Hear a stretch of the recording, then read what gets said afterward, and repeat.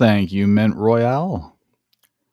You are watching your favorite podcast, my favorite podcast, our favorite podcast, The Show. We cover This Week in Wrestling. We'll go over some Bad Blood predictions. We'll watch the very, very first Bad Blood. I believe we have some stories and some cheap pops to cover. To the left of me is Tyson. I am Harry. This is The Show. Let me talk to you. Tyson, how you doing? Pretty good. Had a good week. Yeah. I've come to the decision that fall is my favorite month, season. Oh, yeah. And then to drill it down even more, October is my favorite month, even though my birthday is in September. Okay. Why is October your favorite month? I don't know, just how the weather and stuff. That weather, good weather. I appreciate hoodie weather. I like it when it's like that in between where you could go shirtless if you really wanted to tough it out, but you'd be just as comfortable in a hoodie. Yeah, when it's like okay in the morning, or it's cold in the morning, by the evening you're like, oh man. Well, that's a uniquely Southern thing, from my experience. Oh, you don't get that? It's too No, bad. I mean, like, it's colder, but it's not like negative 50 in the morning, and then by the afternoon you gotta take all your clothes off. Well, that's what I'm used to. I like it. Yeah, it is nice. Georgia's like that too. Yeah, it's nice. Nice time, nice season. And there's like full sports and stuff, so I like that too. Yeah. Well, there's only like one sport that really matters, and that doesn't even matter anymore to me. Well, we've got playoff baseball. Not kidding. I'm kidding. Good. Every year I try to get into baseball, it just doesn't work. I tried once. I couldn't. I tried to get into basketball, couldn't. Closest I ever got was when like years ago when the Pacers and the Bulls played. And they were like really this was still when Paul George was on the team and shit. Oh yeah, that is old. Yeah. And they were they were both physical and dirty teams. It was like the Pistons and the Bulls. Yeah. I just couldn't get into it. Then I tried to get into college basketball, and that was even worse because they're just letting each other score.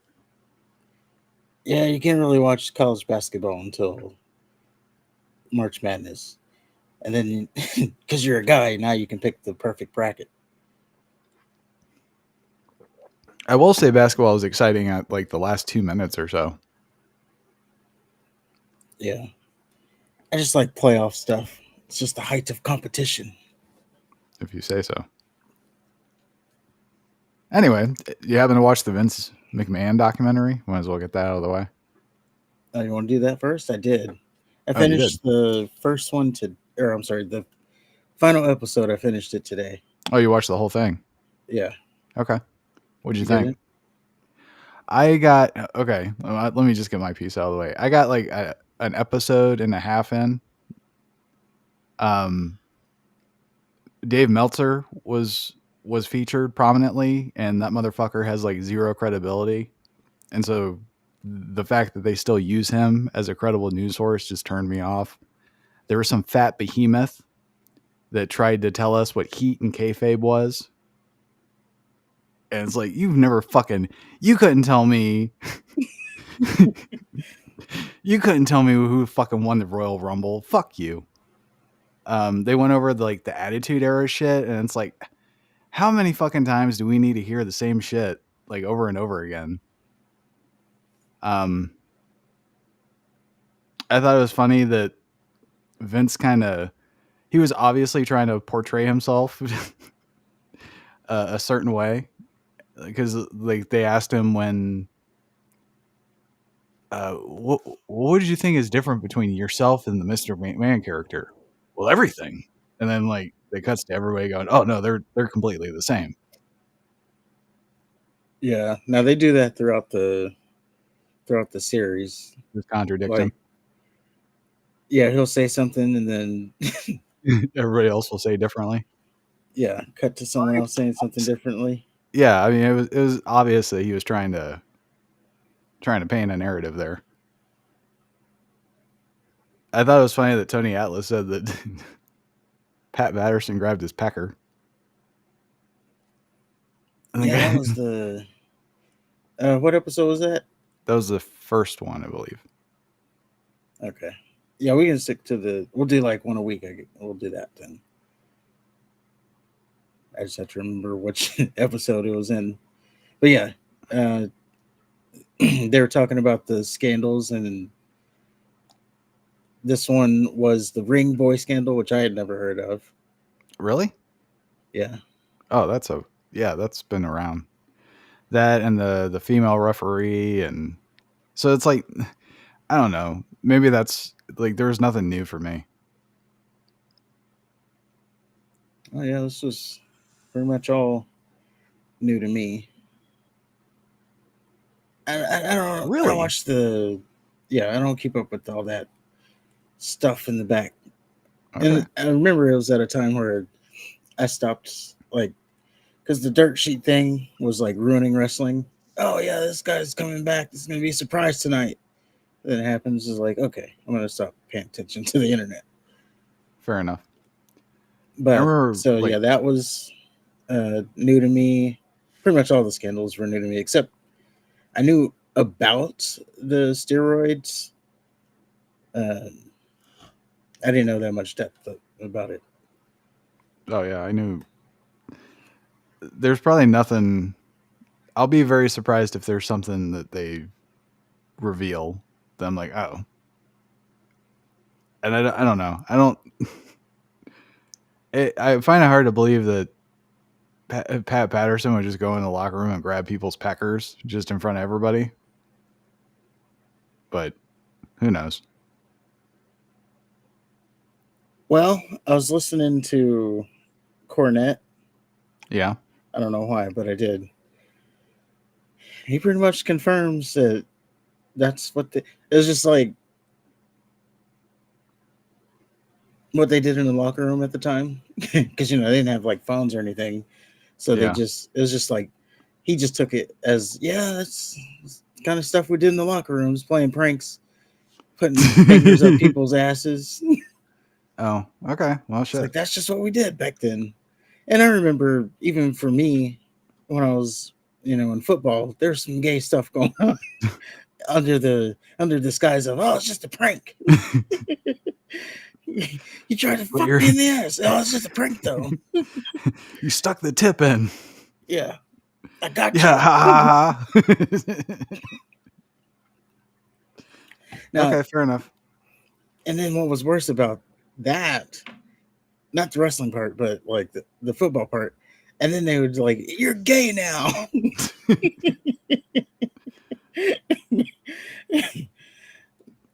It's like, okay.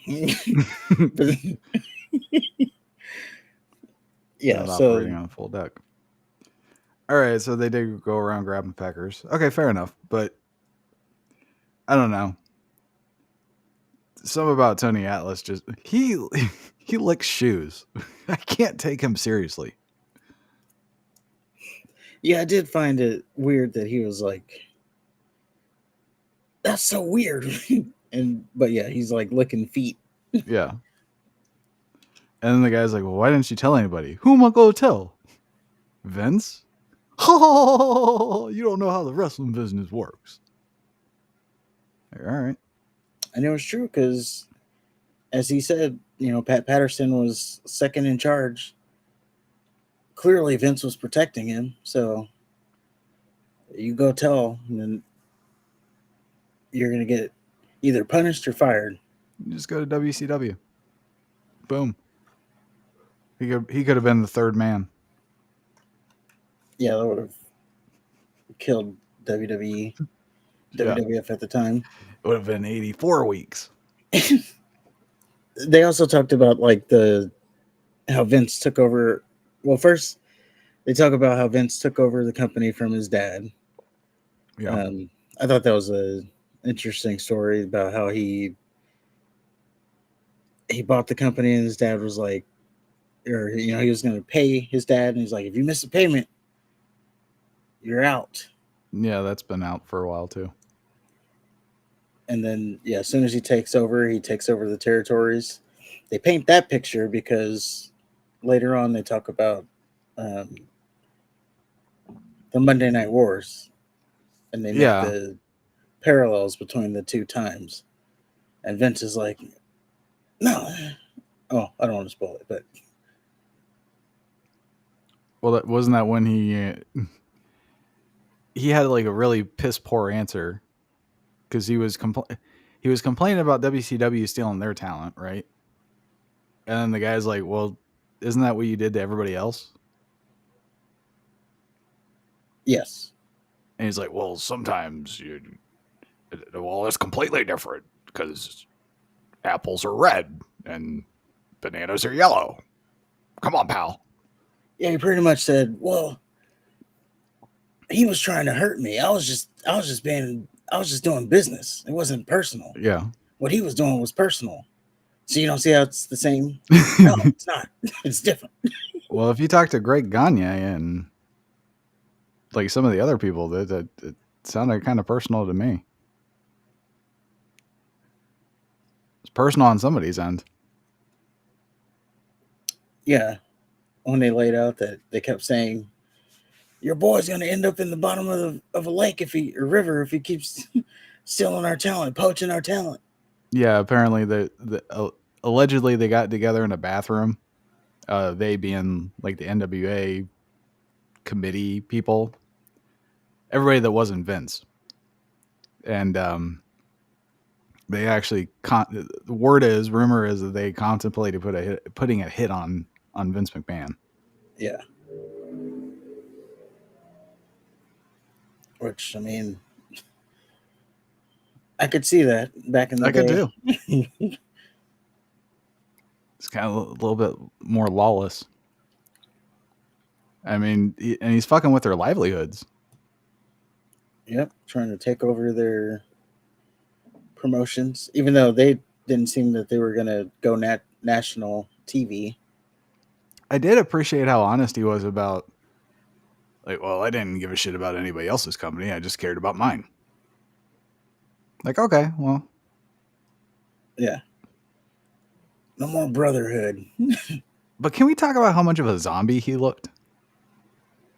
Well, he's like 80. He did not look like the same. He did not look like Mr. McMahon. He was smiling and it scared me. His face is all bloated. God damn. It seems like they've gotten some work because Linda looked kind of plastic. I'd be shocked if she at least didn't get work. Stephanie, I mean, we see her all the time, so she looks the same. Yeah. She probably got work done, though. Well, they can afford it.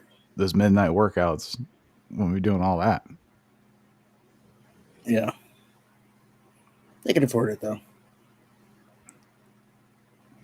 But yeah, I was ultimately kind of turned off because they had dipshits on there posing as experts, and they just, for me, they just told the same shit. I guess if you've never heard that stuff, great. It is interesting. Yeah, I had never heard of any of it. But for me, it's like the 100th time I've heard that stuff. I'm more into the dirt sheets than I realized. Yeah, if I stay out of them. But I will be more. So yeah, we'll do a proper, at least episode 2. Right? Yeah. Okay. I'll just watch it again because I won't, so I can remember the order. But yeah, okay, and I'll take notes. Wasn't that when they did the Attitude Era? No, it's like 4. I think episode 2 is Screwjob is the title. So they talk about like oh yeah, Brett 7 minutes in, and Screwjob. Brett reminded us that Bret Hart is his favorite wrestler. Of course. I'm an artist. What I did was art. Although after Bad Blood, I'm inclined to believe that. We'll get to that. But anyway, yeah, we'll do episode 2 next week. I'll be a little bit more prepared with the notes. I'll just get past the Leviathan and Dave Meltzer. But let's move on to Raw. Monday Night Raw. We are in Ontario, California. Starts off with a shot of fans waiting in the to enter the arena. And there's one stupid fan that has a sign that says Raw is Ontario. And I hope their car flipped over on the way home. Our walkers are Braun Breaker. He's a badass. Jey Uso, who's wearing pink. Drew McIntyre. We're going to hear what he thinks of CM Punk later.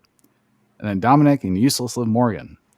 Dominic stole Eddie Guerrero's car gimmick, the little lowrider thing with the shocks or suspension. Hydraulics. Thank you. Wow. The hubcaps. With those rims, they go up and down. Braun Strowman threw Bronson Reed into some shit in front of the couple as they were walking into the building. So that's still a thing. Yep, and then Useless Liv Morgan. Out of nowhere. It kind of was, but it's like, not this again. So Useless Liv Morgan and Dominic went straight to the ring. My hand went straight to the fast forward button. Useless Liv talked some shit. Ripley came out to talk some shit. I think they teased her not being able to be cleared or something, but she's been getting her ass kicked and getting into the mix like since her quote unquote leg got hurt. So I don't know. Liv got headbutted. Then Liv and Dominic yelled at Pierce later. No idea about what, because I didn't care enough. Like as I was skipping, I got to this point and I moved past to the part where they were saying whatever they were saying, and I didn't want to rewind it, so I missed that. I got you. So yeah, they teased that Rhea Ripley wasn't going to be able to make it to Bad Blood. She said that actually, I'm medically cleared. Of course she is. The crowd goes wild, and then she drops another little nugget. We're going to have our match. Dom is not going to be able to interfere because he is going to be suspended above the ring in a shark cage. So that's the stipulation for Bad Blood, that Dom is in a shark cage. It's a funny reaction because Dom, he immediately is like, I can't go back, because he used to be oh yeah, in prison. Okay. Dom. Fair enough. So he's going to be suspended in a cage. We assume that he will still interfere in some way, as they usually do. Okay. And yeah, that was pretty much it for that. So they presume. Oh, mm-hmm. So go ahead. I'm sorry. Oh, and then then we got the headbutt, and then that was pretty much it. Okay. So then, Liv and Dominic yelled at Pierce later. Again, I don't know about what, because I fast forward past that, but I assume it was about the shark cage. Carlito and McTurd made appearances. Carlito is finally going to face Dragon Lee after like 6 months after hurting him. Did they ever face each other?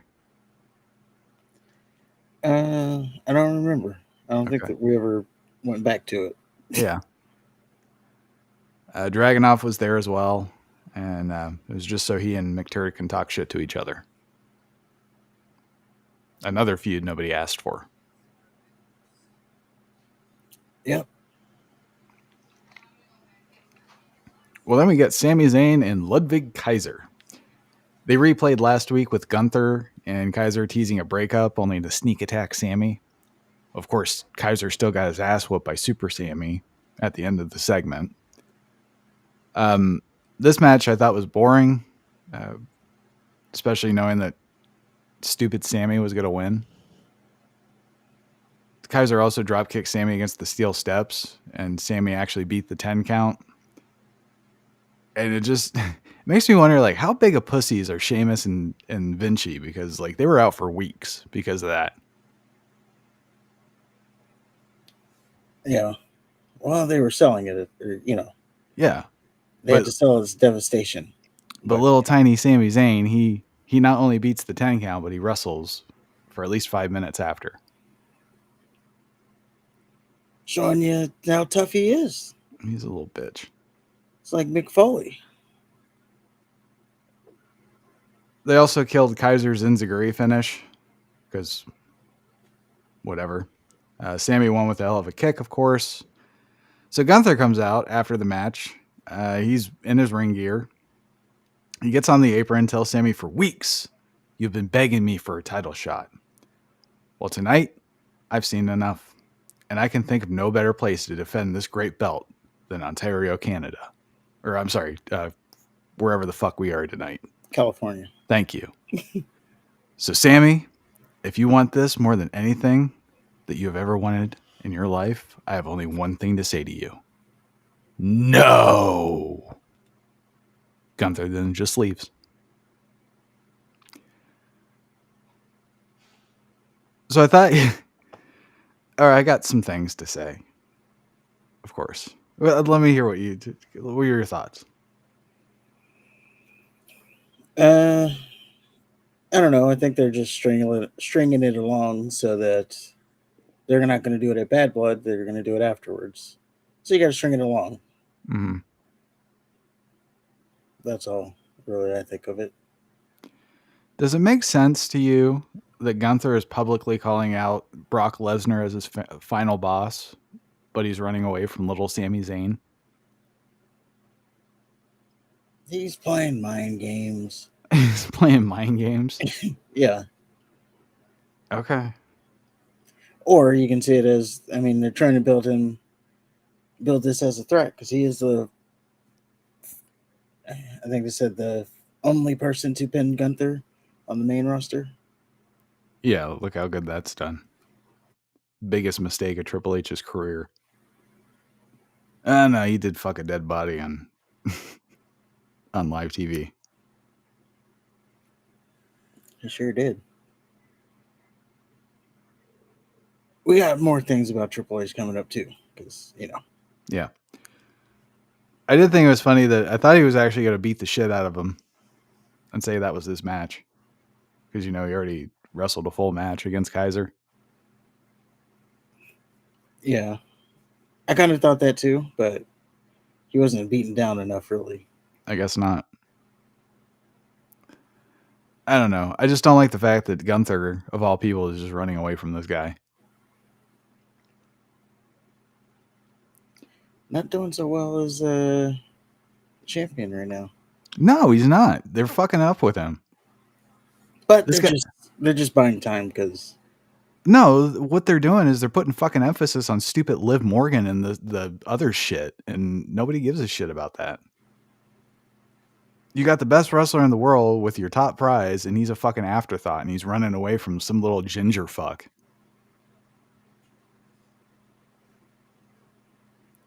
Yeah. Gunther should be Gunther should be decapitating everybody. He should be the most dominant champion in the company right now. Bearer, yes, and he's just a goof, and it's not his fault.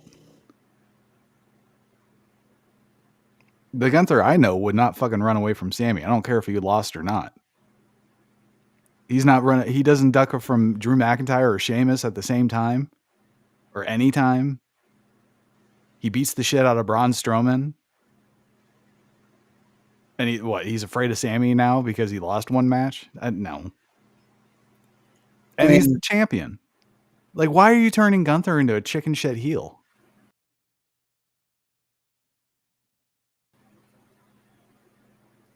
I don't know. By the way, he just I don't like it. Walked right into Randy Orton too. You want a match? You got it. I'm going to beat you down. Yeah. But yeah, Sami Zayn is his Achilles heel. I don't understand it. I think Triple H kind of sucks as a booker. Fair enough. So Xavier Woods is backstage, and Kofi comes in, and they apologize to each other for last week. Kofi says Woods was right. The New Day needs to get back on track. So he pulls out their goddamn cereal and Woods' trumpet. All the things that made the New Day lame as fuck. Thankfully, Woods shuts that down. He says when they were champions, they could get away with silly stuff like that. But now they need to lock it in and get more serious. Kofi admits his idea was stupid as fuck and says Woods can start calling the shots from now on. I'm sure that won't backfire at some point. Then Gable, Cueto from Total Recall, and the Embry brothers interrupt. I think New Day and Embry brothers are fighting as a result of that. I don't know. Some goober with cookies and a rainbow unicorn helmet slides in. Kofi waves him off before Woods can see him. Yep, you nailed it. Then we get Dragon Lee versus Carlito. Dragon Lee won. His entrance gear was way too elaborate for a Raw match and his position on the card. Carlito's losing streak continues, and Rey Mysterio Jr. was there as well.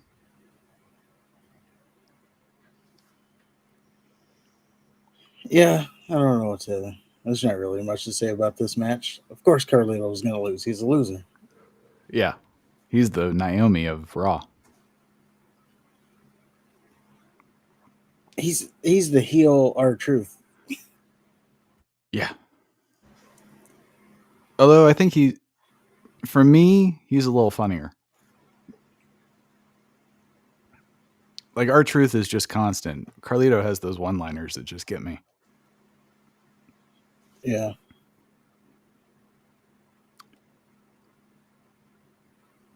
So Miz is backstage.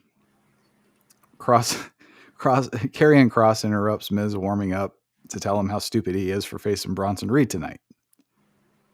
He also tells him that everyone in the back is laughing at him for challenging Bronson Reed. Miz is miffed.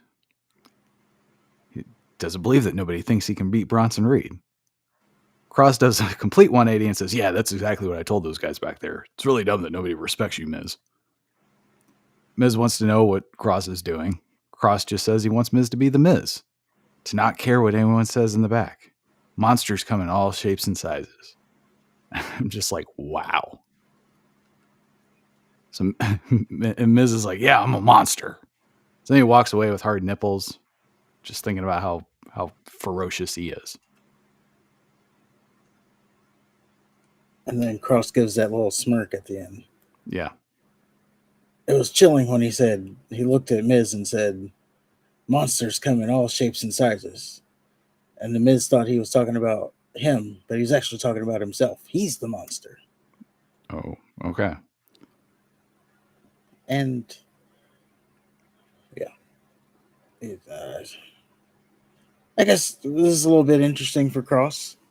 I don't know where is it is. Just turn him heel. He's doing the same exact shit that he did to Woods. He's like, well, that didn't work for Xavier. Let me move on to somebody else. Maybe it'll work on him. Yeah, that's his little thing. Oh, God. Is to turn people. He hasn't turned anybody. Remember, was it last year or so? And he came out with the promo saying, like, everybody he's wrestled, he's turned heel pretty much. Like Shinsuke, Sheamus. Or he's like stole a piece of their soul or something. Like, I didn't beat him, but I did this. Yeah. So he just kind of moved the goalpost. He's coping. That's what he's doing. Yeah, so I guess that's what we're doing there. All right. I don't like it at all. Speaking of not liking, Sheamus is interviewed. He's not happy about losing to the lesbian Pete Dunne. So they're probably going to have another match at some point. Sheamus then said Butch a lot. Well, later in the evening, Butch attacks Sheamus with a cricket bat during an Adam Pearce interview. Yep, they're setting it up for something. Then we get The Miz versus Bronson Reed. So as Reed is coming to the ring, Strowman attacks him from the crowd during his entrance. Miz gets in Strowman's face, standing tiptoe. Reed then suicide dives Strowman and Miz. Security comes out to get their ass whooped, and boy did they. They did a really dumb fucking spot where Reed headbutted the refs from the top rope, and then the refs just so happened to land on each other, so Reed can do a tsunami to him. Strowman beats up his security guys. More security guys come in so they can get beat up. Strowman and Reed double clothesline each other. For some reason, the stupid security morons dogpile Strowman. Then Reed climbs the top rope. Strowman, of course, just throws off 7 guys at once. Then teases superplexing Reed. Now, I thought they were going to do the ring breaking spot, which I think they will. Yeah, this was a tease for it. Yeah, I think the ring breaking spot's happening next week. What would it have to be the main event then? Yeah, every time they've done it, it's been a main event spot because you got to put the ring back together. Okay. And you can't do that in the middle of a show.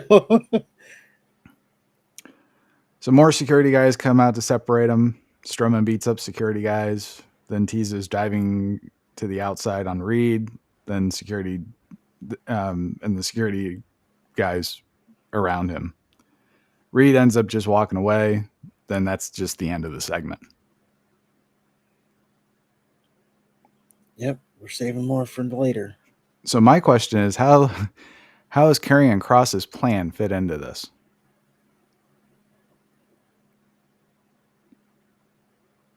I don't know. I guess wasn't that just a waste of his fucking time? Therefore, a waste of a fucking segment?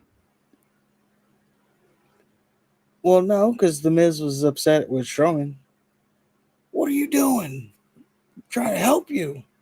Miz is going to challenge Reed and Strowman. Let's do a handicap match, bitches. Well, he said Strowman. He's talking to Strowman. This is right before they got suicide dived. He's talking to Strowman. And he's like, "You don't think I can handle this?" It's like, and Strowman's like, "This is bigger than you." So, yes, I think maybe he's going to be, because they're clearly two monsters, and this is like Godzilla versus King Kong. So maybe Miz is going to be the damsel in distress. All right. Well, later Pierce is interviewed and he books a last monster standing match for next Raw.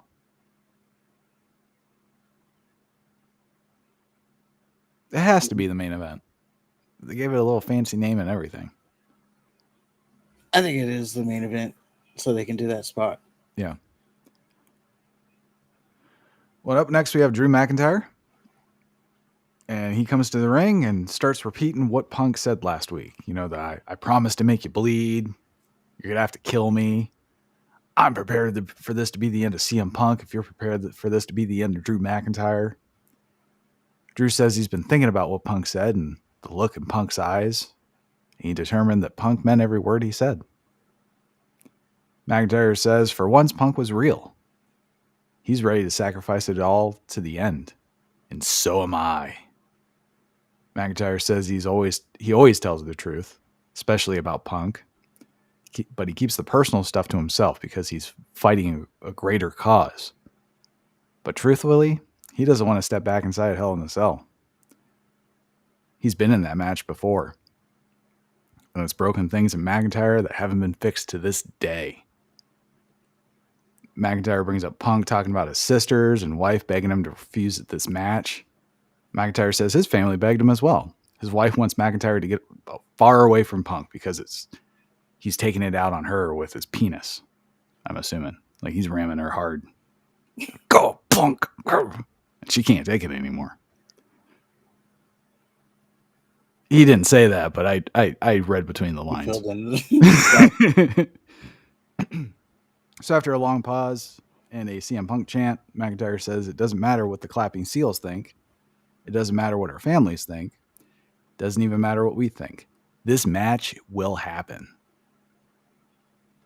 And I have some promises of my own. He promises to make Punk bleed a lot.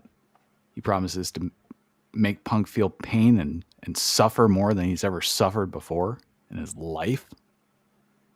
He says it's appropriate that Punk compared himself to the devil last week, because this has always been about good and evil. And it's also appropriate that Punk would compare himself to a supernatural being, because he always sees himself as a godlike figure, but he's just a man.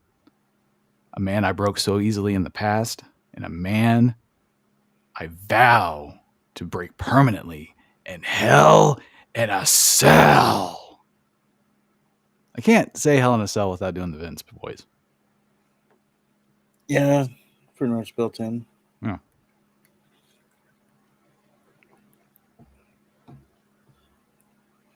Good shit. And yeah, good promo. Now, let's take a little detour here. Okay. So there was a report that came out. I don't have it up, but it doesn't really matter. Okay. So the internal discussion is on whether or not this match is going to close the show, or if Cody Rhodes and Roman Reigns versus the Bloodline is going to be the closing of the show. So do you think this show should, or this Hell in a Cell match should be the main event, or you think it's going to be Cody Rhodes and Roman Reigns? Well, I think personally, I think it should be Drew McIntyre and CM Punk, because I think Bad Blood should traditionally end with a Hell in a Cell match. But if we're going based on the bigger picture and the more important, I guess, story, that would have to be the ones involving your top guys. And unfortunately, Punk and McIntyre are not Roman and Cody.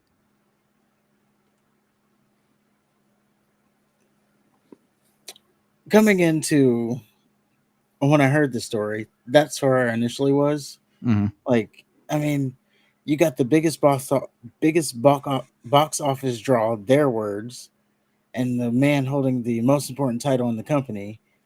Why is it even a question that they would not be the main event?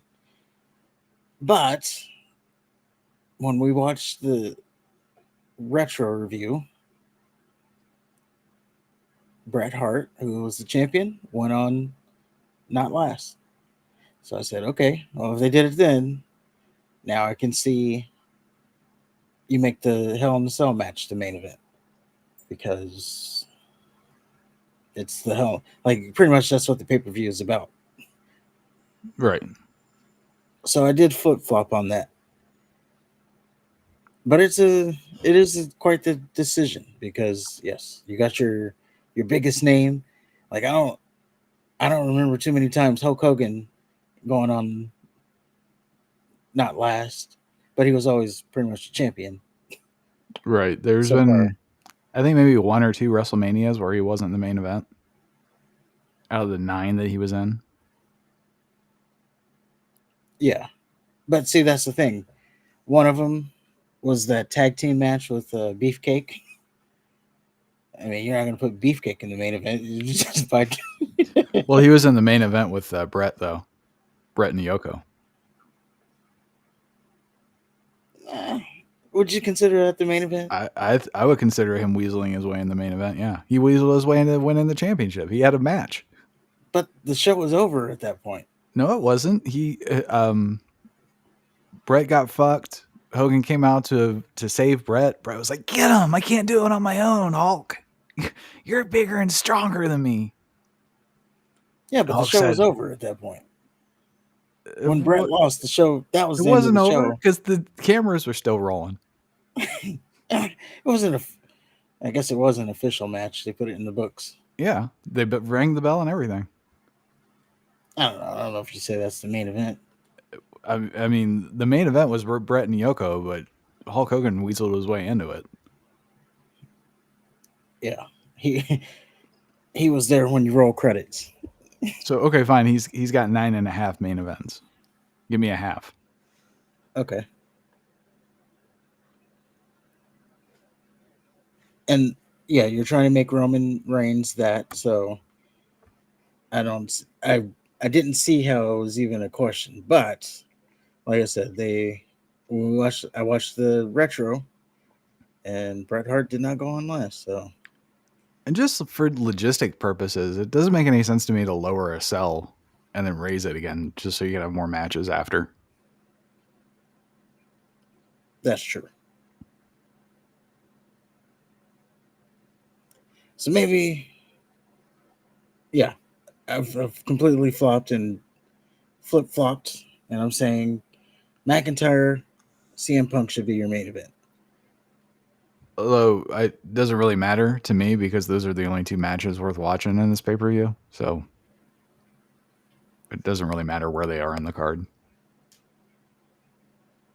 Fair enough. So we get Unholy Union versus Damage Control. And I just shut up, Unholy Union. Damage Control was approached by the Agenda before their entrance. They teased Damage Control in the Agenda for their pointless tag belts. And then Damage Control beat Unholy Union. So yeah, shut up.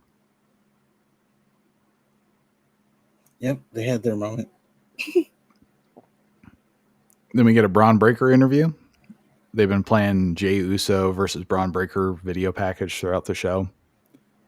Breaker says someone's getting their ass kicked tonight, and it's not going to be him. Maybe a couple months down the line when Jey works his way back up to a title shot, maybe Breaker will give it to him. The champ is still be champion. Yeah. He's never losing the belt. Ever. Yep. It's going to have it for a long time. He will. They replayed Roman and Cody's gay face-off last week. No idea why. And they almost played it in full, too. I thought they did. Which again, was just why I was like, and this is why it's not a question that they're the main event. Like, they're playing the whole segment again. Yeah. Which, I don't know. I could see them being proud of their little stupid movie promo face-off thing, but that's a SmackDown story for a SmackDown belt. This is Raw. Like, if you're going to have two shows, make them two shows. I didn't see them recapping Gunther challenging Sammy on SmackDown. Yeah, I don't know why they... I mean, maybe it's just filler. I don't know. They do have 3 hours. So the Embry brothers beat New Day. Woods decided to beat the fuck out of Gable mid-match, and the Embry brothers capitalized on the distraction to hit their fruity little finisher. Later, Rey Mysterio Jr. and the Good Mexicans came to apologize for last week. Woods tells Rey that he can shove his apology up his ass unless he comes with a tag title shot. Rey says it's all good, and the New Day will bounce back. Woods says, well, that sounds like an unsolicited advice that you should be giving to your son. Everybody goes for the son thing with Rey. Oh, because he's deadbeat. I just think it's low-hanging fruit. Rey says he doesn't have time for Woods and leaves to look for Finn Balor. Woods flips out about everybody not taking him seriously for never having won a singles title or something. It's like, there's no subtlety with these storylines. Kofi was sad. Woods told Kofi to man the fuck up. And there was a brief moment where I could have been interested in this story. But then I realized it's the WWE and they never would. Well, apparently we have a match set up for next week. Rey versus Woods. Okay. So that's happening. I like the idea of wholesome New Day just getting corrupted by Woods. Like, I want to see Woods make Kofi kill a puppy or something. Like, I don't want to do it. Do it, motherfucker. This is like dark shit. They'll never do that. A heel New Day would be interesting. I mean, they started off as heels, but it would be interesting. And then Kofi would finally, work up to the big no moment. Yeah. Let me get a Damian Priest vignette. He's still pissed off at Finn Balor. He's going to beat him at Bad Blood. Then he spoke in tongues.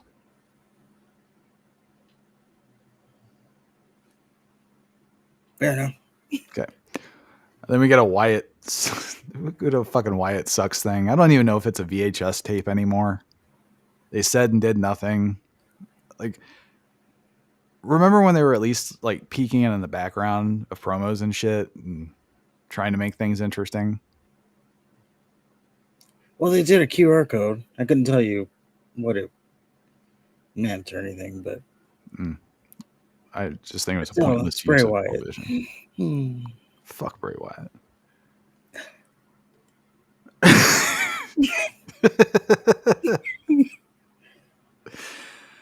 Pure Garbage Collective had a vignette. They had the nerve to say how badass they are when they've been nothing but losers.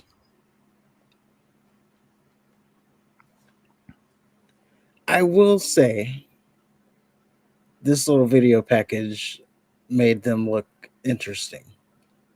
Yeah, but then we've seen them wrestle. Yeah. Unfortunately, they have to come out of that video package at some point. Yeah. Like the lighting was cool. They looked intimidating, but they're still Pure Garbage Collective. Yeah.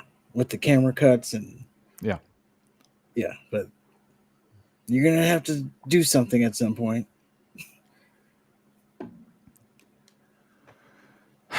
So then after that, Jey Uso beat Braun Breaker for the Intercontinental title for some reason. It was a Jey Uso match. He did his cartoon shit, whatever.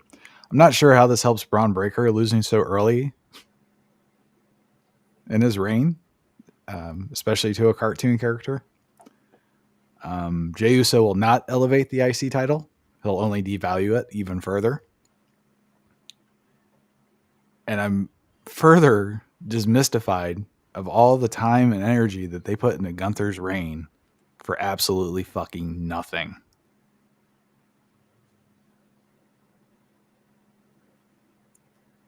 What do you mean for nothing? It was to build up Gunther. It was to build up Gunther, and they built up the Intercontinental title. And then they made Gunther lose the title for no reason to an opponent that didn't need the win. That opponent did absolutely nothing with the 4 months that he had the title. Braun Breaker has had it less than 2 months, maybe 3 months. No, 2 months. I can't think of, like, did he have a signature win? Was it? He beat Sammy. Okay, he beat Sammy twice. That, I mean, he didn't have like a. He didn't do anything with the title. Jey Uso's not going to do anything but make it fucking stupid. He's probably going to put Yeet on it, so they can sell fucking Yeet belts. Oh, I don't know if my wallet can take that. By the way, link in the description if you want it. If you are going to buy the belt, go ahead and throw your affiliate link or your affiliate money to your boys, and there's no extra cost to you, by the way. Yeah. So yeah, dumb all around. Well, I do remember telling you, don't be surprised if Jey Uso walks out as champion. Now, I'm not taking credit for predicting it. I'm just saying. I just said, don't be surprised if it happens. Because he is one of your top baby faces in the company. How many times can he get to a big spot and fail before he's not taken seriously? That's fine, but Braun Breaker is an up-and-comer. And he's somebody that you just put the belt on. And you just put a dent in the credibility that Gunther put into the belt by having Sammy just do nothing with it. And then you put it on Braun, who at least can go. He's a Steiner. And he just loses to fucking Jey Uso? I took it as This just makes Gunther's title reign more special. The fact that he held it for so long, and then now, the man after him can't hold it as long. So it just goes to his credit that he was able to hold it for 666 days. I don't know. I just think the belt's a secondary. Like it's an afterthought now. Although to be fair, the heavyweight belt's an afterthought. I don't think it's an after. I don't think it's going to be an afterthought. It's absolutely an afterthought. I don't know. If Jey Uso's not an afterthought, how's the belt going to be an afterthought? Oh, also, by the way, this is Bloodline, so that was another reason why I was like, don't be surprised. Well, that was Raw. That was Monday Night Raw. Shocking win from Jey Uso. It was a good moment, though. I'll give them that. If you say so. Rikishi might be happy for once.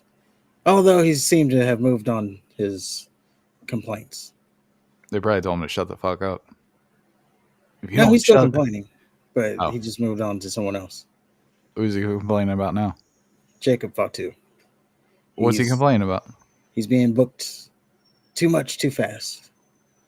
What do you mean? He doesn't like that he's already feuding with Cody Rhodes, the top guy, because he thinks they should have slow built him and like had him, taking out jobbers and stuff like that, and then work your way up to a bigger thing. But right now he's at the top, which is not good because once, maybe he works his way and gets a match against Cody Rhodes. Mm-hmm. But then what happens after that? He has to go down the card. Yeah. He's not going to beat Cody. Right. As opposed to if you work his way up and then, I don't know, he's more credible at that point. Which does make sense, but. Well, he's already selling for fucking DIY and shit, so. Like they're already preparing us for the fall. Yeah, he's selling, which is good for him. He needed to sell at some point. I guess. Just not to little Johnny Gargano. Johnny Wrestling, you mean? No. I meant Johnny Gargano. Tommaso Ciampa, the Psycho Killer. Funny enough, I was just thinking about DIY too. Because they've been off TV for so long. I'm like, what happened there? Oh, they're in that triple threat match next week. As we will find out when we move on to Friday Night SmackDown. Which is in Oklahoma City, Oklahoma, home of the National Cowboy Hall of Fame, which I thought was a little surprising. Texas needs to get its shit together, man. Y'all don't have the Cowboy Hall of Fame. You got liberals running all over Austin. That's why we don't like Oklahoma. Well, not that, but it's part of why we don't like. I don't know. I think Oklahoma is a little bit more country than Texas. Yeah, but when you think maybe pockets, but when you think of Cowboys, though, I don't know. Yeah, Oklahoma, they got them. There ain't nothing but farm there. Yeah, when I think of Oklahoma, I think of like flat lands and trailers.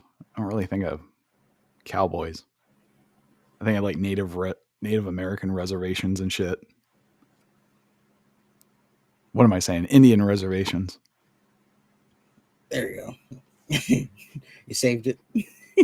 Yeah. Anyway, Texas needs to get its shit together. Write your congressman. I don't even know who. Yeah, I don't know anything about that. Oh, I'll send you some names later. So Randy Orton is in the ring, and he says he can count on one hand the people he trusts in life, and Cody Rhodes is one of them. Which is why it's a little surprising for Orton to see Cody team up with Roman Reigns, even though it was a specific challenge issued by the New Bloodline.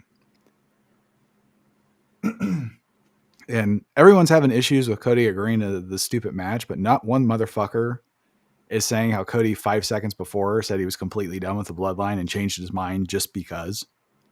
And it drives me nuts.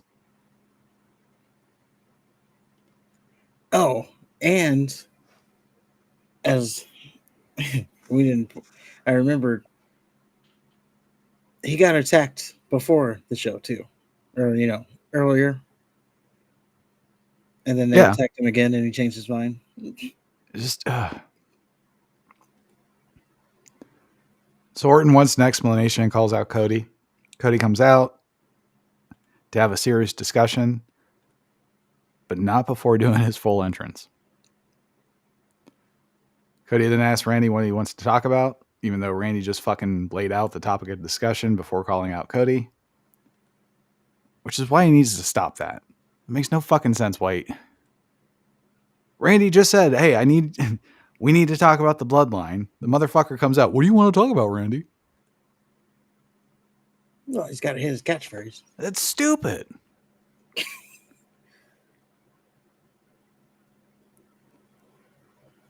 So Cody tells Randy he's owed an explanation for teaming with Roman, since he has history with the bloodline. Cody says he might look like a fool for teaming with Roman, but then he asks Randy if he'd rather be a fool or a coward. He then tells Randy Roman gave his word, and that's good enough for him, I guess. Cody then says he's standing in the ring with the Legend Killer, and it's time for the Legend of the Bloodline to be killed. And he hopes that Randy understands, and that there's no problem. Then they shake hands. Randy says there's no problem unless you make it a problem.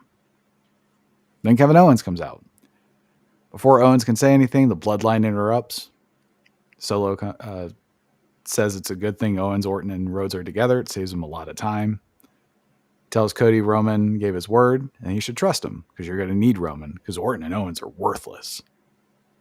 He says all three of them have tried and failed to stop the bloodline, but they can't do it together. So Cody needs Roman to have a shot at defeating them. Owen says no one cares what Solo has to say, and we'll see what happens when you take me and Orton on in a tag match right here. Cody says, well, doesn't just have to be a tag match. There are three of us. Owen says, what? Yeah, it does. You have your match with them later, and you have a partner. So, don't worry about that. Tonight, it's only Owens and Orton versus Jacob Fatu and Solo Sikoa. Cody looks like his feelings are hurt. Later, Cody wants to talk to Owens about their feelings. Owens says, yeah, we need to talk, but we have a match in a half hour, dude. We need to focus right now. Cody wants to talk now. Owens blows up a little. Orton mediates. It's like, oh, come on, guys. Owens assures Cody that they'll talk later, and he wants Cody to stay out of their match. So after Owens leaves, Orton's like, fuck that. If those dastardly Tongans come out, you get your ass out here and save us, Cody. And Cody agrees.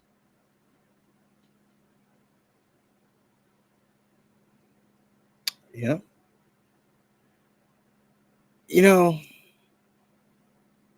I think it's already been said. This is clearly building to War Games. We had this prediction, or at least I did. Mm. Well, I guess the whole internet did. It was going to be Roman with the Usos, maybe Sami Zayn going into War Games, but it's clear that this is the new War Games direction. So we're going to have Cody Rhodes, we're going to have Randy Orton, we're going to have Roman Reigns. And I'm torn on the fourth member.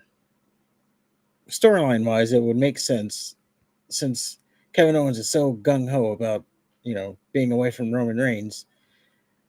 It would make sense that he's just like, no. And then they have to pull in maybe Jimmy Uso for the fourth man. Or they convince Kevin Owens to be the fourth man. What if it's AJ Styles? Oh, yeah. Could be AJ. Don't ask me how. Yeah, it could be AJ Styles. I mean, he's a main eventer. He's also a bad I don't guy. know. Yeah, no, I was trying to think like what his tie-in would be because his last feuding with LA Knight. No, he was last feuding with Cody.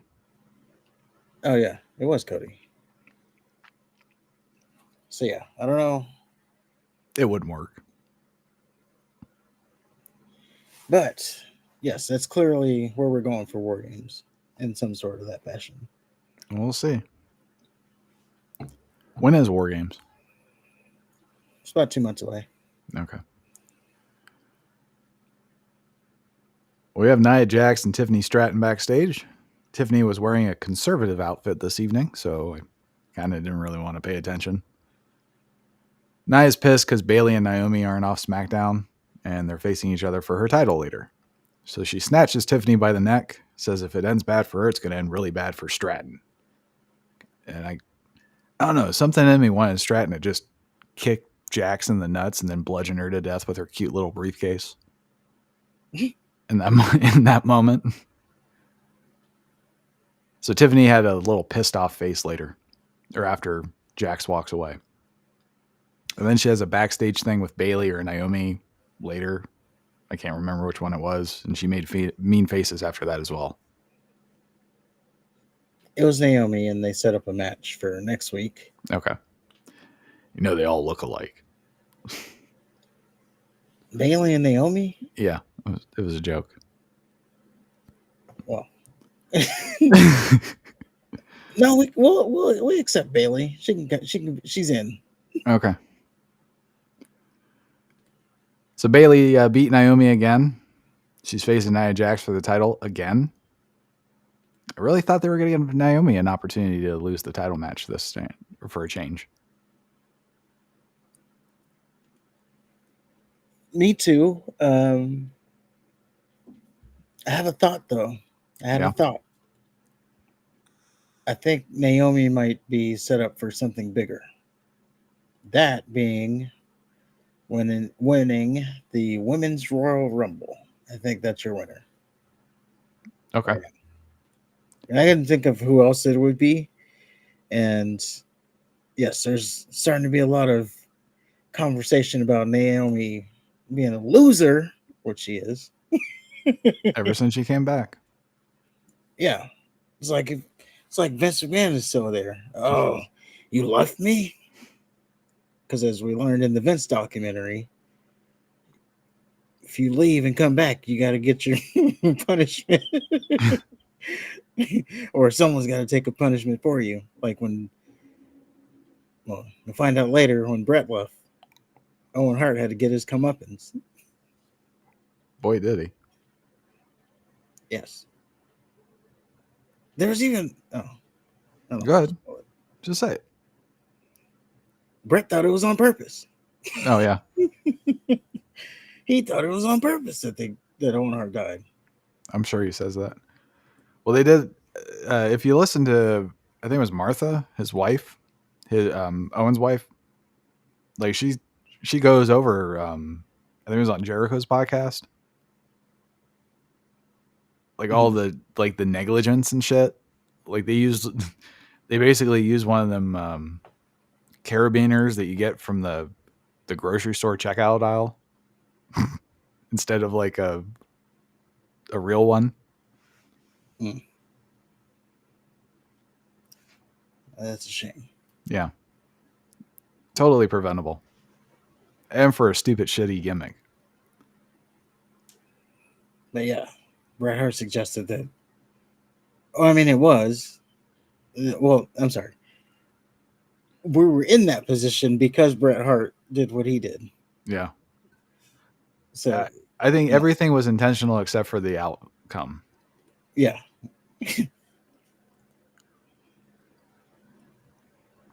Which doesn't make it right. It's not a defense. Right. But yeah, that's what led us there. I forgot why I brought that up. Oh, shit. I don't know. We're talking about Bayley and Naomi.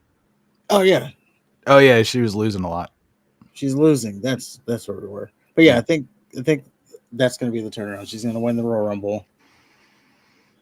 Who cares? I guess she would be then facing whoever the champion is at that time, which I'm guessing is going to be Tiffany Stratton. But I was thinking, like, yeah, I don't know who else. I don't know who else to pin. I was just looking ahead. Who else? Who else right now is like, oh, that's going to be your Royal Rumble winner. There's no one. I was also thinking for the men. There's no clear like, yep, that's the guy. Maybe Breaker. And then we Maybe. go, oh, sorry, I forgot John Cena's going to be on his retirement tour. I forgot about him. Yep, we're going to start that. Io Sky could win the Royal Rumble. She's already won it. So They're not going to go. I don't think we're there yet to go back to back. who else? I mean, Or I'm sorry, not back to back, but 2-time winners already. well, Stratton better cash her shit in. That's all I got to say. It's coming. We got Andrade and LA Knight backstage. Andrade tells LA Knight that he won fair and square last week, but his estimation of him as a man fucking plummeted after that fruity little handshake they had at the end of their match last week. Before LA Knight can say anything, Carmelo Anthony blindsides him. Thanks for playing, champ. And Anthony says, oh, I got some more of that. You want a piece? And then he goes to the ring. And then Andrade, like a dumb fuck, puts his mask on after this guy in front of him just blindsided a man he was just talking to. Thought that was really stupid. Well, he did just tell him he's lost respect for him, so was he going to check and see if he's okay? Well, no, what I'm saying is Carmelo Anthony just blindsided LA Knight. And Andrade, and he called out Andrade, like, oh, you want some of this too? And Andrade puts his mask on. He takes his eyes off Carmelo Anthony and puts his mask on. No, he had ran off at that point. Did he? Well, Carmelo Anthony's stupid for not blindsiding Andrade too. Yeah. They're both stupid. It would make sense that he would just, as he's looking down to put his mask on, get him too. Yeah, that's what I'm saying. Well, Anthony beat Andrade. Same exact fucking match as the others that they've had. Glad we're prolonging this. LA Knight and Andrade got into each other's face after the match. Knight tries to shake hands and let bygones be bygones. Andrade refused. Triple threat, here we come. Yep. I'll give him something to do, I guess. So AJ Styles had a promo package. He's coming back next week. So? I don't know. I kind of, for some reason, I'm like, I wouldn't say I'm excited, but I'm interested to see him coming back. Like, I don't know where we're going with him, like when he comes back, but I don't know. Maybe where do they ever go with him? I can see the gap that like the star power is needed for AJ Styles. Are Gallows and the other one still around? I don't know. They were on NXT, but I don't really watch NXT, so. Gotcha. We'll just have to see what happens.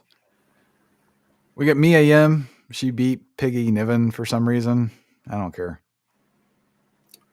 Remember, Piper Niven was just... Well, okay. So next week, Chelsea Green and Michin are going to have a dumpster match. Apparently, it's the first dumpster match since WrestleMania 14. Chainsaw Charlie, Mick Foley, the New Age Outlaw. Why would they even put that in the same breath? Like, I wouldn't even draw comparisons to that. Come on. They didn't. I'm just saying that was... They said it's the first one since that match. That's what I'm saying. I wouldn't even mention it. I kind of thought the same things. Like, I mean, that was really... But, yeah. So, they're setting up the dumpster match. So, this is why Niven and Michin were having a match. I just want everybody to remember that Michin beat Piper Niven, who was built up to as a threat against Bailey when she was champion. Just remember that. Mm-hmm. I don't. Hold on. Michin seems to be getting a push for some reason. I don't know why. She's so fucking annoying. Yeah. I don't know. I want to set her against like a, you know, the at the store, the aisles. I just want her to prop her up against one and then just run at her full speed with my knee. Well, I was gonna say, I came across a video. She had put out a video on Instagram. If you know about Instagram, when you're scrolling, you have to actually click in to get the sound. So I was watching it without sound, and that seems to be the perfect amount of Michin. No sound and a low cut shirt. That's the perfect amount of Michin. Yeah. Her face. I said shirt. I'm still the face kills it though. Well, I forgot you're a face guy. I'm not a face guy. I'm a whole package guy. I'm a bagger guy. So if the if the roof needs retiling, I don't care how good the windows are.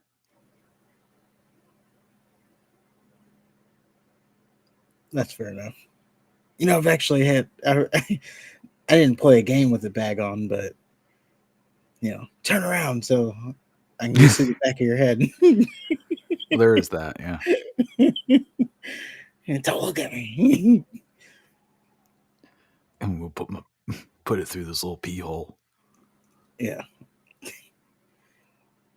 Let's Well, just then turn the lights off. Keep them off. Don't even afterwards. And afterwards, don't touch me. Get off me. So they get a promo package for a triple threat ladder match for the tag team titles. I was feeling the vibe the Tongans were given. I can't even pretend to take DIY or the Solo Cup seriously at all. Well, I say again, it was a well done video package. Yeah. I don't know. I like the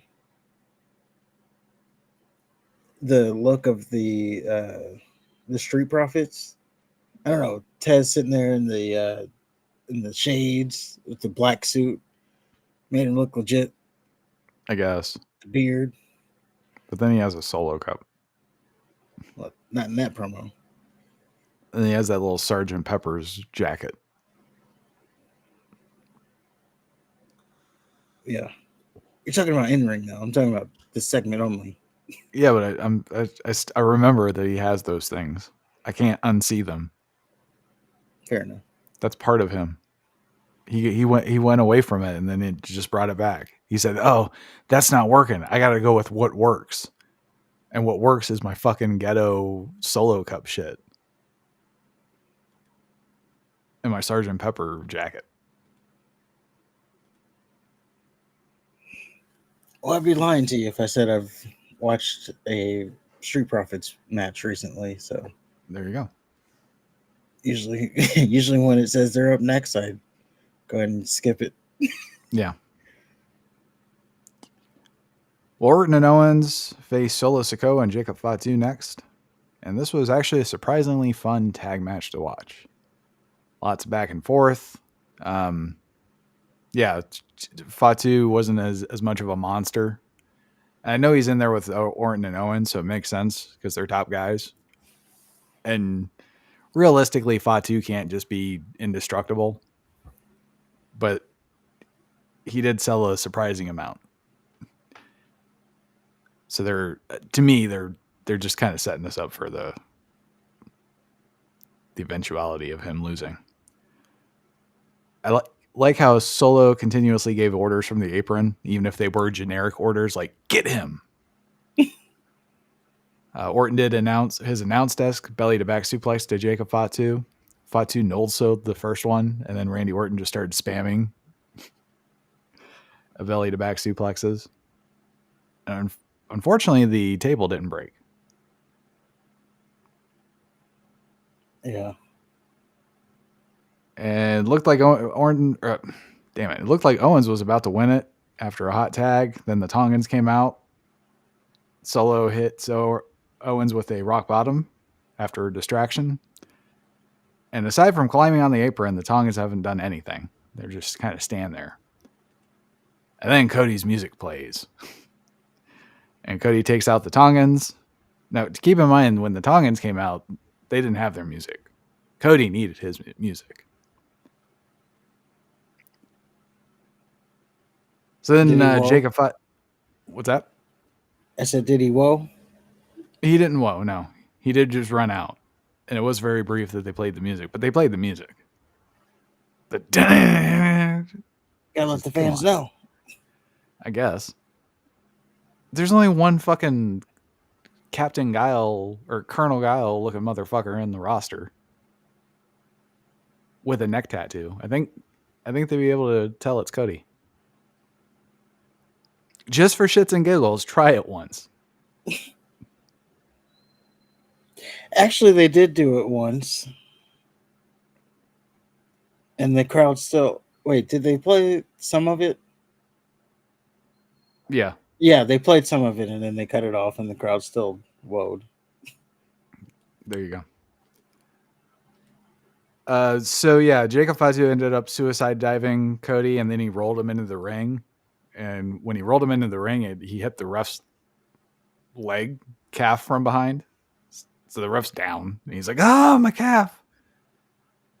And Orton's and the little wussy referee start yelling at Cody, like, what are you doing?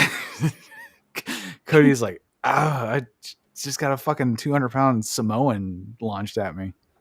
I don't know what's going on. And Fatu ends up super kicking the shit out of distracted Owens. And he rolls back out of the ring and plays dead. Not sure why, because he was part of the match. Like, that wasn't an illegal move. He's in the match. He can do that. There's no reason for him to fucking do it. Anyway. Fair enough. So Solo gets the 1, 2, 3. Owens and Cody scream at each other after the match. Orton had to calm everybody down. Owens was ultimately pissed off that Cody came out when he said not to. Orton had to say that he asked for Cody's help. That seemed to placate Owens, and then they hugged after that. So they're basically repurposing the fucking New Day storyline for some reason. Because that's just what happened. I think it was last week. It's a little different. Okay, yeah, there's white people instead of black people. Well, and it was for the title. I don't know. I just know that Kofi asked for some help. The help came, and then his partner got pissed off, and he had to calm him down after the match, and that's exactly what fucking happened here. I'm just saying, they have a whole writing team. They shouldn't be fucking recycling shit like this, especially so soon. Can't you wait a month? I don't know if the writing... we might need to get better with the writing team. Yeah. Well, they've needed to be better. Like, get actual wrestling people involved. Stop getting the fucking soap opera people and sitcom people, because they fucking suck. There's a reason why they're not writing soap operas and sitcoms, because they fucking suck. I don't know. Maybe they were good at some point. If they were good at some point, they'd be doing that. They wouldn't be writing wrestling shows. Well, things end. Okay. Then they'd be doing something else. Maybe they wanted to change industries. You don't change industries to write Monday Night Raw. You don't go from Young and the Restless to Monday Night Raw voluntarily. It's good to put on your resume. Monday Night Raw? Yes. It's good as a way to maintain employment, making sure you don't have like an unemployment gap or something. No, I think it's I think WWE is one of those jobs where it's just like you have it on your resume. It's something like you familiar with the what is it called? Stan and develop or like I think it's called Stan. Like so, if you get a job with Google, if you get a job with Netflix, uh, Amazon, Apple, like I don't know, they just look good on your resume. Oh yeah, I used to work at Facebook. Oh, you did? Well, get on in here. I forgot what those are called though. But they just like they're resume builders, and that's what they may have wanted.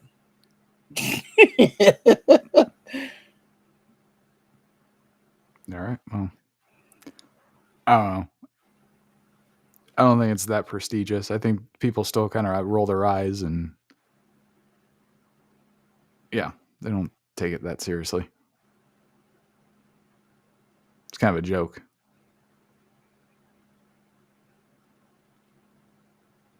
Fair enough. But that was SmackDown. Yep. And we got the show set up next week, and it'll be interesting. And we are 1 week away from Bad Blood. So we got 2 go home shows to suffer through. Don't expect a whole lot to come of that. Actually, no, there's a shit ton of stuff happening. Yeah, so I'm saying next week. Yeah. Got the triple threat ladder match. We got Gunther and sorry, not Gunther. Bronson and Braun. We got what else? The tag ladder match thing. Oh, and then we got the dumpster match. Can't forget about that. Chelsea Green, Me Chin. That's gonna be a barn burner. It's gonna be a ratings draw. I'll put butts in seats. Yeah.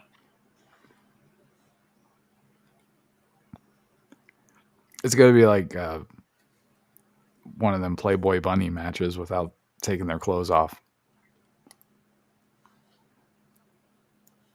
And trash.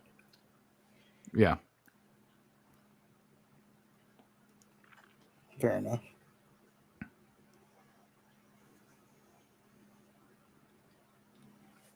But as we go on through the show, we got some predictions to do. As we alluded to there, we have Bad Blood predictions because it is coming up. Whoop, whoop. And I am pulling up the card. It should also be slides. Oh, good. I'll just do that then. Is this one of them? Yeah. No, that's the main one. It's the title. Okay.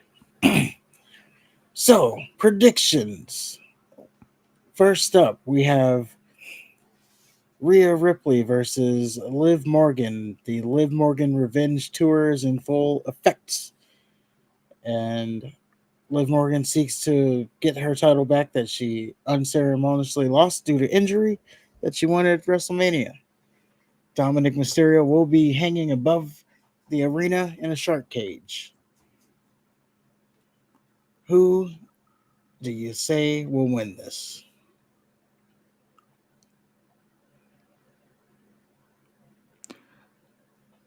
I think Useless Liv wins. That's the way I'm going to. Like, I thought Rhea Ripley was gonna get her title back like as soon as she got back, but at this point, probably to your disliking, I would say Liv Morgan and Dom. There's more to the juice there, or there's more juice to be squeezed there. So I think they keep it going. We might be able to make it to like. If I had to guess, she probably makes it to like Saturday night main event, and then loses the title. Not saying that there will be a match there, but She could make it to War Games. Yeah. Or hell, I don't know what order they're in, but or even Crown Jewel. oh man, I don't want to see that at Crown Jewel. Liv Morgan with like full clothes? Sign me out. What are you doing? We gotta like actually watch her athleticism in wrestling. We don't want to do that. But yeah, Rhea Ripley, I think we're both on board. Oh, by the way, these predictions are usually pretty accurate, so take it to the bank. I forgot to say that part. And we need to shop around for some betting apps. Sponsor our picking segments. Next up, we have Bayley versus Nia Jax. Bayley just beat Naomi to become the number one contender against the person that beat her for the title. So effectively, this is her rematch. Why she just didn't get a rematch clause, that's here nor there. But Nia Jax versus Bayley. And let's also remember that Tiffany Stratton is Mrs. Money in the Bank, and she gave Nia Jax a look. But who say you as the winner? Well, the only thing I know for certain is Bayley is not going to win the title. The only thing I'm not clear, the only thing I'm iffy on is if Stratton helps Jax win, or if Stratton cashes in on Jax. Yeah, they definitely kind of teased the cash in, especially with the look. Yeah, but are they gonna milk it? Yeah, I think they hold off on it. I don't think they do it yet. I don't know what they're waiting for, but yeah, I think we got to build it a little bit more. They're trying to. I guess Stratton is a babyface, sympathetic babyface. She's turning into one. She just got her throat snatched. Yeah, and she's just getting bullied by Nia Jax. Yeah. So she's going to overcome that, but we still got to. I guess there's more there before we get to that point. Well, I think Jax wins then. Or loses by DQ. Bayley's not walking away with the title. I think Jax, gets the pin. And I think Stratton helps. Yeah.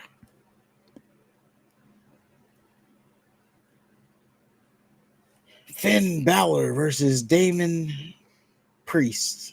I know how I said it, and I did it on purpose. Finn Balor. Well, first of all, I would say this match is kind of rushed and forgotten about. So those are those two things. There's seemingly been no build. Now, I know what you're going to say, and that being people in the comments, that there's been so much build for this match, but not really between the two. It's just been like Judgment Day versus the Terra Twins. Well, Priest has been trying to get his hands on Balor, and that hasn't happened until now at Bad Blood.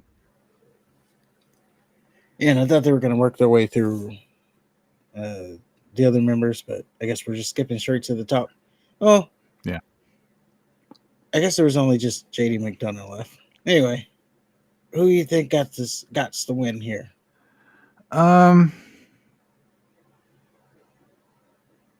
I think Priest wins because I said Liv Morgan was going to win.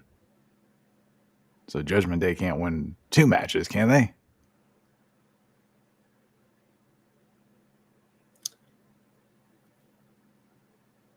I'm also going to go Damian Priest here because of that. I don't think if Rhea's going to lose, then yeah, one of them has to win so that it saves face with the group a little bit, so you can keep the story going if it's going to keep going. But no, sticking with Priest. Damian Priest wins. If Ripley wins, then that means Balor's going to win. Yeah, it'll be the other way around, but I just don't see. I don't know. I see the story. Liv needs the title more for the story than anything, and this is like just a match.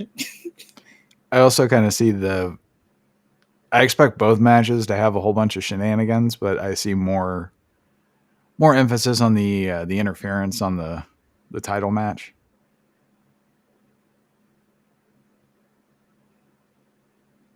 Fair enough. Next up. Oh, I was like, did you miss one? No, you got it right. Next up, we got the biggest box office draw, their words, and the person with the most important title in the company versus the new bloodline making up of Jacob Fatu and Solo Sokoa. Does Roman Reigns get his revenge on the bloodline with the help of the champion? Or does the bloodline continue to. I don't know what I'm Lose. saying there. I was going to say continue to show their dominance, but yeah, they haven't really. Does Jacob Fatu continue to show his dominance? Does Jacob Fatu remain unpinned? Does Jacob Fatu remain undefeated? Well, Jacob Fatu will definitely remain unpinned.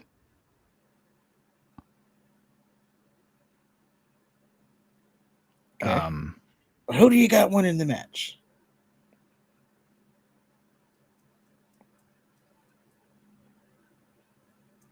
It's got to be Roman and Cody because this is Roman's first match back. First match back since WrestleMania. I mean, the Tongans will interfere. I'm trying to think, like, Cody could fuck over Roman, maybe. Roman wouldn't fuck over Cody. Unless he was joining the bloodline. Which that'd be a twist. I thought we could do a twist of Roman joining the bloodline. That's what I just Like said. I thought you said Cody. Oh. Well, that'd be a twist too, shit. I'm part of the bloodline now. Yeah. What? Solo, I acknowledge you. What? Just have everybody look confused. Yeah, just make no sense of it at all. Like, what is this, WCW? But yeah, they could do like Roman joins the bloodline, they beat shit out of Cody, and it was just like all a ruse. I don't know why Roman Reigns. They did take out uh, the wise man, so there's that part of it. But I don't know why. Outside of that, it could make sense that Roman joins back in the bloodline. Maybe this was the plan all along because he's coming back for the title.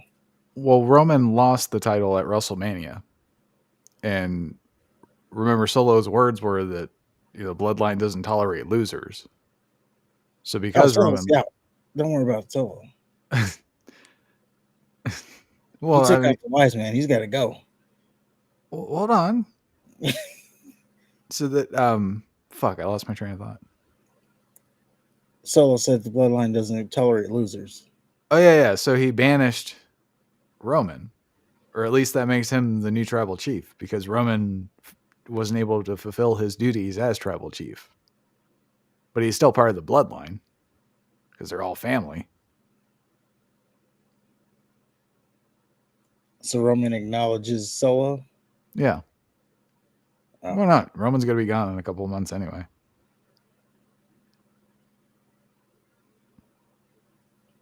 That's true. I don't know. I just took it the other way. Like, Roman, this was Roman's plan all along. Oh, he's still a tribal chief? Yeah, he's still the tribal chief. Solo has to go because he did take out the wise man, or that was part of the plan. Well, yeah, taking out the wise man makes sense because Roman lost. So either it's because Roman failed at his duties as tribal chief, or the wise man is no longer the wise man because Roman can't trust his advice anymore because he lost. True. And the moment Roman lost to Cody, Heyman became expendable. Yeah, especially says because he doesn't have his title anymore. So it would make sense there. So Roman Reigns could join the bloodline. We've got the new bloodline. It was the master plan. They beat down Cody. But saying all that, I am actually I'm actually without the turn saying bloodline wins. Oh, okay. I think now here's my hang up because who's taking the pin? Because Roman, he took the pin at WrestleMania. He's back in his first match since then. Is he going to take another pin? Cody took the pin when he wrestled Fatu and Solo at whatever pay-per-view it was. Who the fuck did he team with? Was it Orton? I don't remember.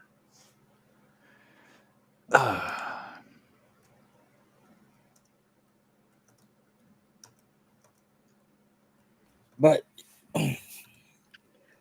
so yeah, maybe Solo. I know Solo's getting the pin, but I don't know who it's against. So Jacob Fatu is gonna basically what you saw on SmackDown. Jacob Fatu is going to do the dirty work, and then Solo's gonna take the pin or get the pin. But yeah, That I'll makes say sense. maybe Cody's gonna take the pin. Why not? And then this is all gonna lead to the setup for War Games. Although, if Roman takes the pin from Solo, that would be a huge fucking moment. It would, because if he takes the pin, it's going to be because it's not going to be because Solo beat him fair and square. So Roman won't lose any credibility. That's true, but you know, it is Roman. Yeah, exactly. So it'd be one of them symbolic pins. It'd be like the Tongans hit Roman in the back of the head with a brick or something, and then Solo pins him and acts like he did it.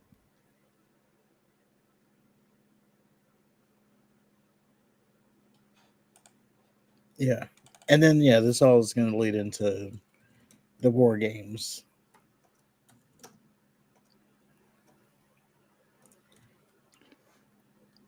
But there you have that.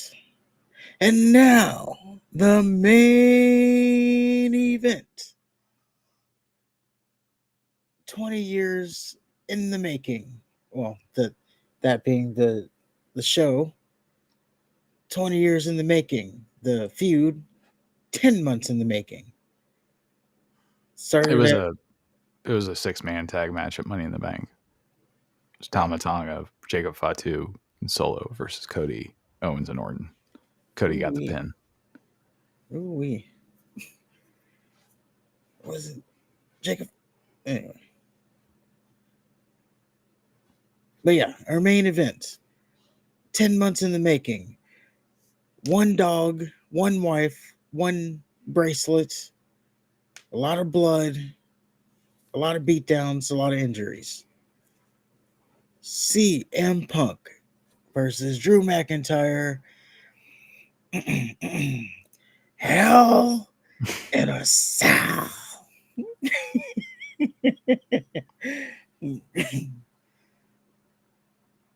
Who do you see walking out of the demonic structure that is Hell in a Cell? It'd almost have to be Punk, wouldn't it? Yes, that's who I'm going with. Although I wouldn't be surprised if McIntyre won. Well, I'm saying Punk, just because they teased the Gunther thing, so Okay, that's kind of a tease for I guess where they're going next. Well, he can move on to Gunther if he loses. As a loser, though? That's what Sammy did. Well, actually, there might be some time off for both of them after this. And then he comes back and does Gunther. When Sammy lost 2 IC title matches and then immediately challenged Gunther. That's why I'm so pissed off about that. Not only are they fucking going backwards on Gunther's feuds, but Sammy fucking lost his way into a title match. Very old school Vince. And they have the audacity to have these segments on Raw and SmackDown where they go, well, you got to work your way back up. I can't keep giving you title matches. Yeah, like they did with Jey Uso. Well, they didn't do it, but like Braun Breaker said they were going to do. Oh, I mean, you can work your way back up after you lose. There you go. But we're both on the Punk train. So I guess outside of, we only have one difference, and that would be the bloodline and Cody and Roman. Yeah. But those are your predictions for Bad Blood. Let us know what you think in the comments below, and let us know your predictions. And be right with them, too. Don't come in here with some bullshit.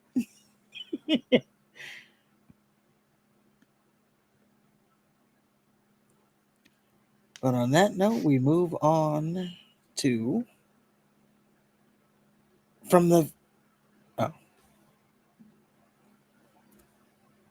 we move on to this because, ladies and gentlemen. While you do that, I'm going to get some water. Okay. Because, ladies and gentlemen, we are on our way to 500 subscribers. Guess what? We gained a little bit more subscribers. So now, 25 people away from the big number of 500. And then we're going to go to 600. And then we're going to go to 700. And we're going to go all the way to 1 million. If you get that reference, you get it. But yes, help us get to 500 subscribers. And check us out on all of our social media pages. We have TikTok. We have Twitter. We have Twitch. I don't know. Whoever this is wild out in the chat. I see you. You're wild. But it is a Saturday night. We get freak offs. You're invited to the freak off. But we're also on Spotify. If you're an audio only person, we're on Twitch. We're on I already said TikTok. We're on YouTube. Shout out to everybody who's listening on all of our platforms, wherever you're listening to. Why don't you come over to YouTube and tell us where you are listening from? And if you are going to buy any new merch, you can come over to the description box next to the like button. We have an affiliate link for the WWE. So if you're going to buy whatever new title Jay's going to come up with, you can definitely buy that.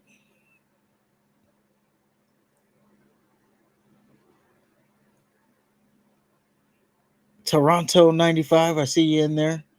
You are a wild and out, but hey, keep it coming.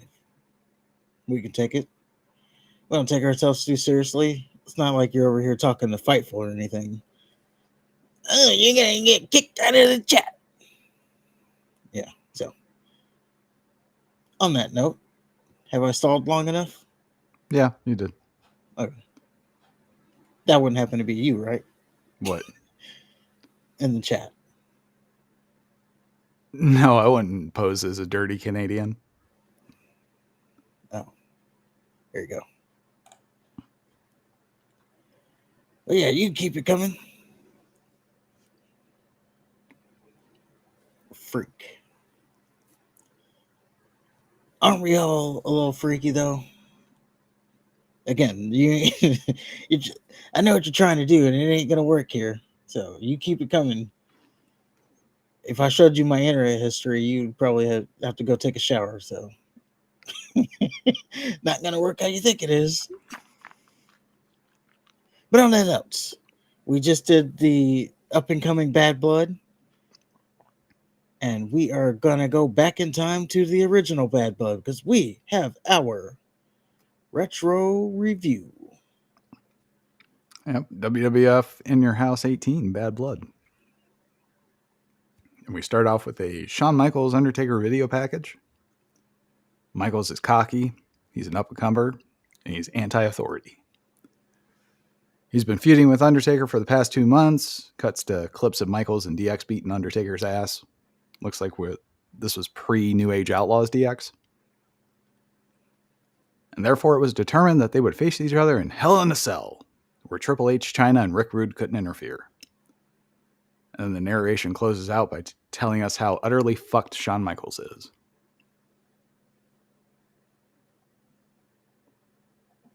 So we're in St. Louis, Missouri. PlayStation presents Bad Blood, which I thought was kind of funny. Yeah, it was. It made sense, I guess. PlayStation was popular at the time. So I forgot what year this was. 97. Yeah. So yeah, PlayStation was making it big then. Vince McMahon, Jerry the King Lawler, and good old JR are on commentary. Lawler tells Vince he should be locked up for putting Shawn Michaels in a Hell in a Cell match. Vince lets us know that Brian Pillman passed away that afternoon. And we'll circle back to that. Yeah.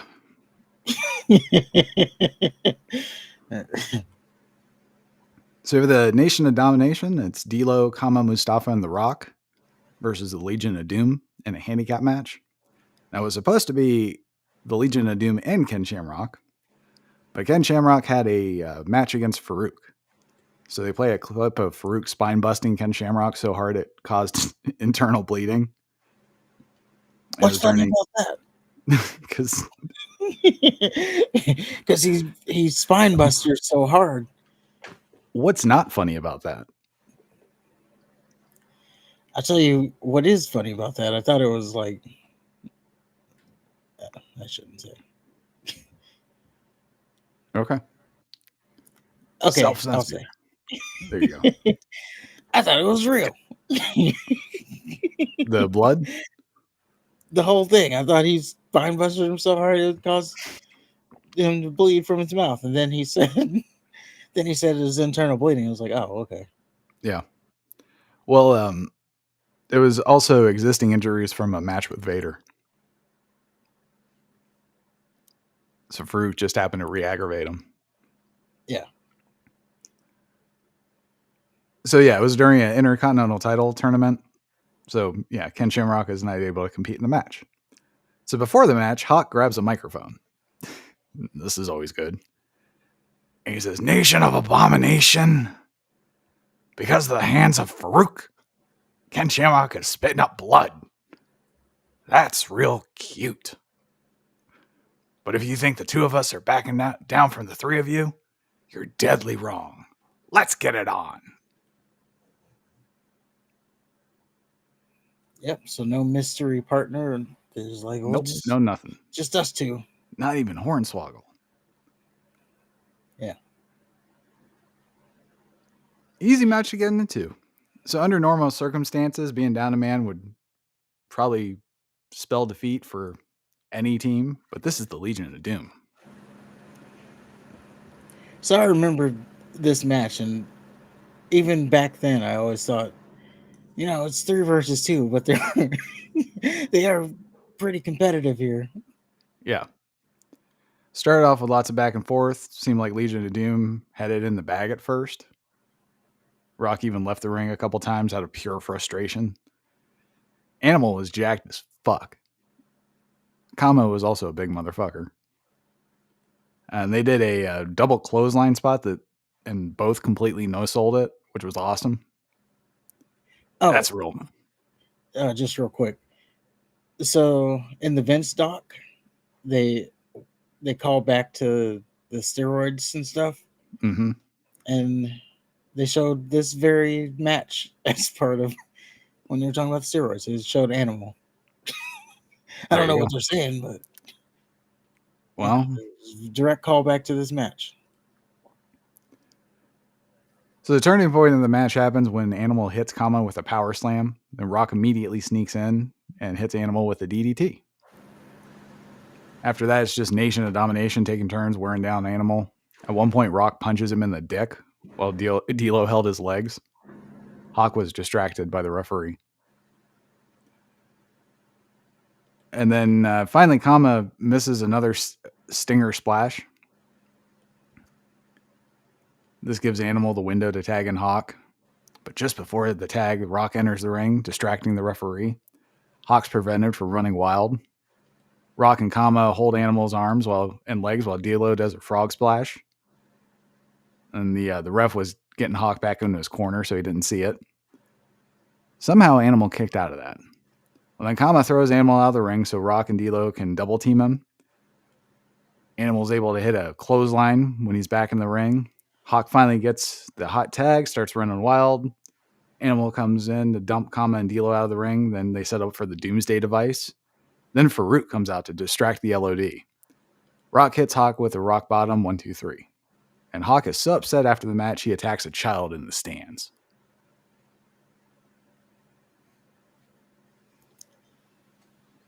Yeah, again, it was surprising that this match was so competitive as it was, but gotta love seeing some LOD. Oh, yeah. Now, I was confused because I thought they said that Farouk was banished by the Nation of Domination. And then he came out to help them. No, I don't think. I think from at least what I saw with the video packages, it's starting, but it's not there yet.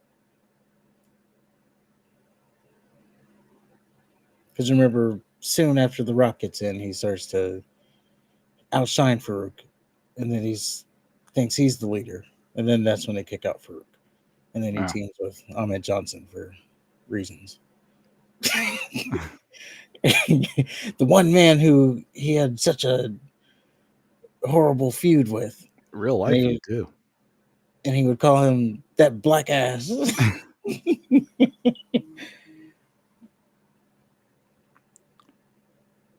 Well, up next, we get Doc Hendricks and Sonny backstage.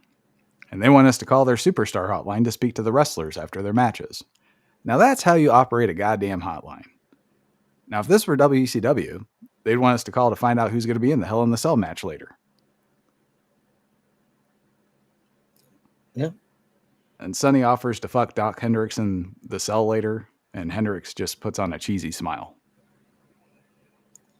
Which is, once you know what we know about Sonny now, it's like she was probably being serious about that too. She was, yeah.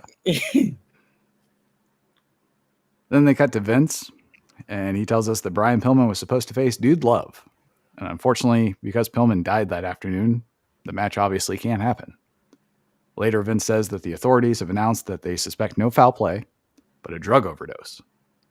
And boy, did Vince look irritated at that. He's like, God damn it. Another fucking lawsuit. Fortunately, Vince and company have scrambled to come up with an attraction that he's sure that we'll like. Mosaic and Tarantula versus Max Mini and Nova. So of all the talent Vince McMahon had at his disposal, the best he can do was midget luchador wrestling. Yes. And outside talent at that. Yes. So Max Mini was advertised as the world's smallest wrestler.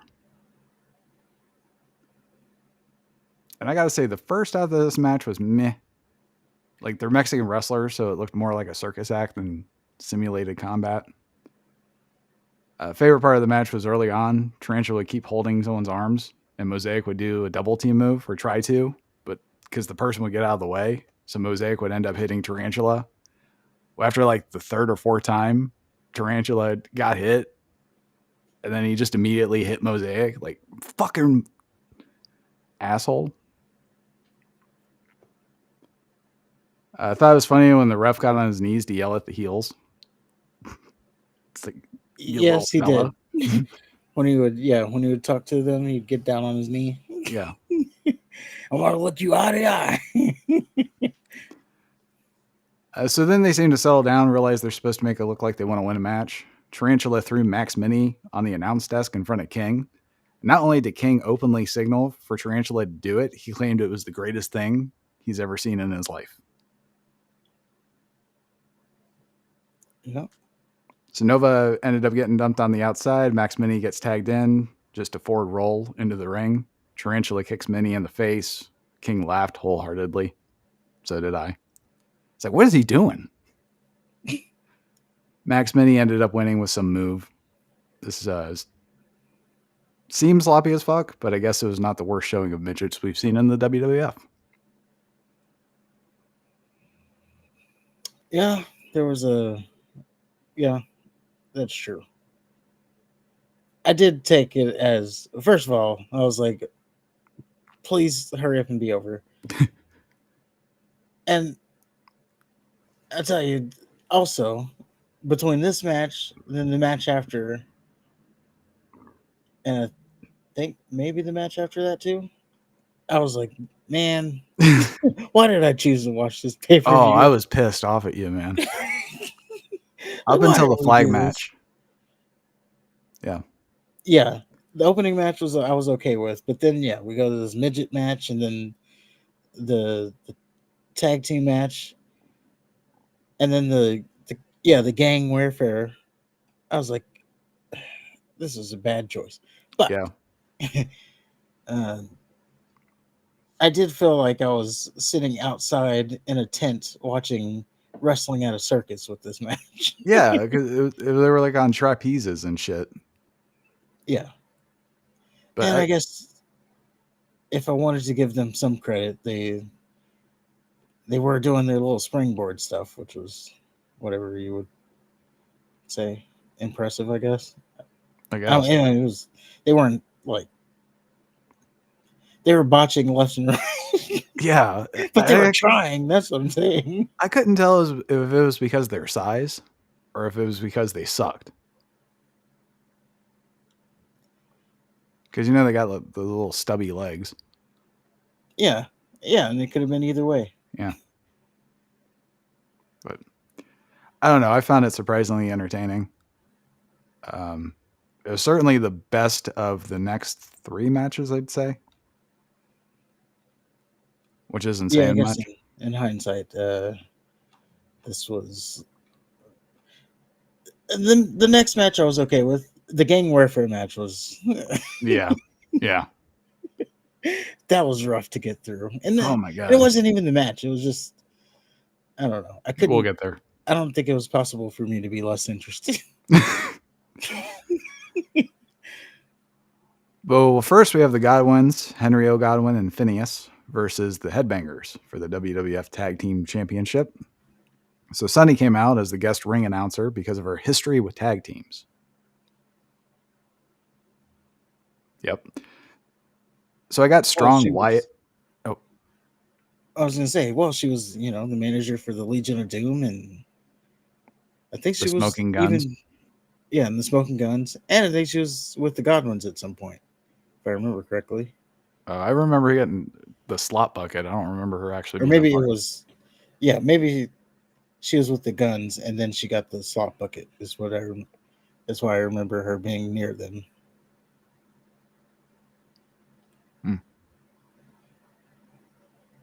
So yeah, I got strong Wyatt family vibes from the Godwins. Then they wrestled. It's night and day. Starts off with both teams brawling. Headbangers dump the Godwins out of the ring. Back in the ring, one of the Godwins spits in the air and catches it in his hand. So one of the Headbangers spits in the air and catches it in his mouth. We learned that Phineas and Mosh. We learned that it's Phineas and Mosh, and they start clumsily going at it. Headbangers each take turns doing an apron move to Phineas. Thrasher did an awful Frankensteiner they went out of their way to replay it for some reason. Like Vince made sure that they replayed that, and I don't know why. I don't know. He stopped everything. No, he stopped everything to make sure that they fucking saw that horrible Frankensteiner.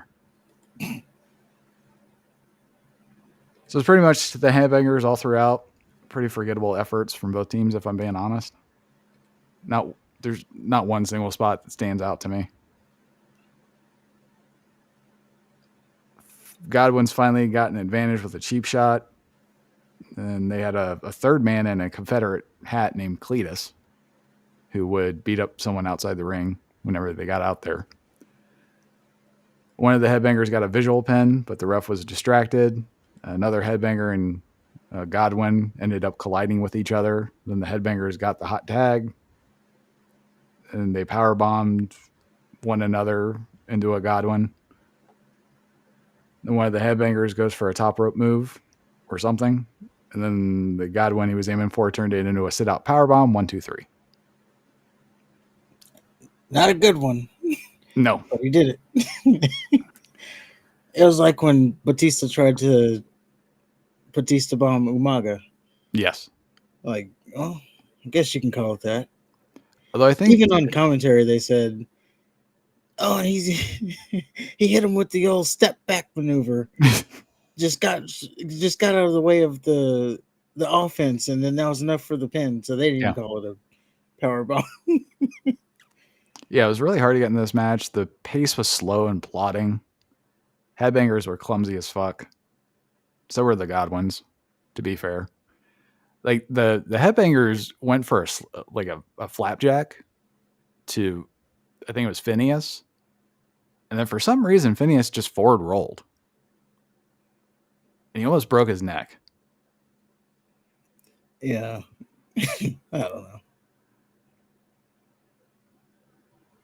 Yeah, hard to get excited by anything when one team is wearing overalls with their titties hanging out, and you have another one that looks like Rocky Horror on meth. Godwin's beat up the headbangers after the match, and I thought it was funny that their man Cletus not only had a horseshoe, but he used it to bludgeon the headbangers with, or he used it to, bludgeon the headbangers. Mm-hmm. One of the headbangers got slop dropped. Then the Godwins and Cletus stomped on the headbangers for a long ass time. In fact, they beat them up for so long, Finkel says if they don't stop immediately, they'll be stripped of their tag belts. Then the Godwins go ballistic and start screaming at Finkel. Then they scream at Vince in the Spanish announce desk. Then they grab their titles, belts, and the Confederate flag and proceed to leave, stopping to get in the faces of a few black fans, of course. Of course. Yeah, such a weird thing at the end there. Yeah. I don't know why they got to be. I don't know how the pig farmers and the Confederate part, how that has to tie in together with the gimmick.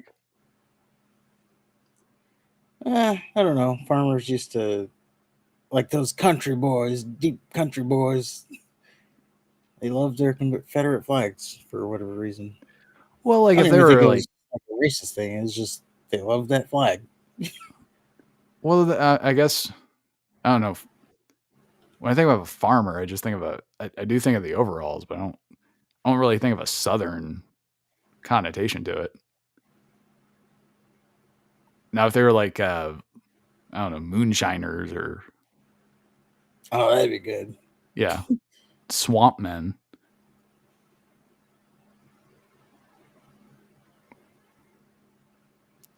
So up next, we get a Stone Cold Steve Austin video package. Just pretty much a compilation of Stone Cold Stunners. Get JR, Sergeant Slaughter. I'll be right back. You go ahead. I'll be right back. JR, Sergeant Slaughter, Jerry Lawler, and Vince are the victims. Then they show Austin getting arrested while Vince convulsed after his stunner. Cuts to the very next Raw. Vince is giving Stone Cold some options. He says he can either get a doctor's note saying he can compete. He can sign something completely absolving the WWF of any liability should something happen to him in a match, or he could just be fired. And it's worth noting that this is after Owen did his pile driver and broke Austin's neck. So he's out, injured. And yeah, this is kind of the storyline that they built around it. So then they cut to Michael Cole. He says Stone Cold will be making his decision later. But he also says he's here tonight, and he won't speak to anybody. He's only here to forfeit the Intercontinental title. So then Owen Hart interrupts, says he's tired of Austin, and he's only interested in Austin handing the belt over. His belt. And Owen says that everyone better keep Austin away from him, or he's going to sue.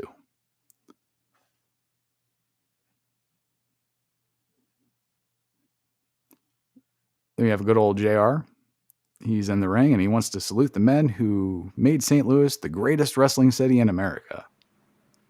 So he brings out Gene Knitsky, who was a NWA world champion. Apparently he won it in St. Louis.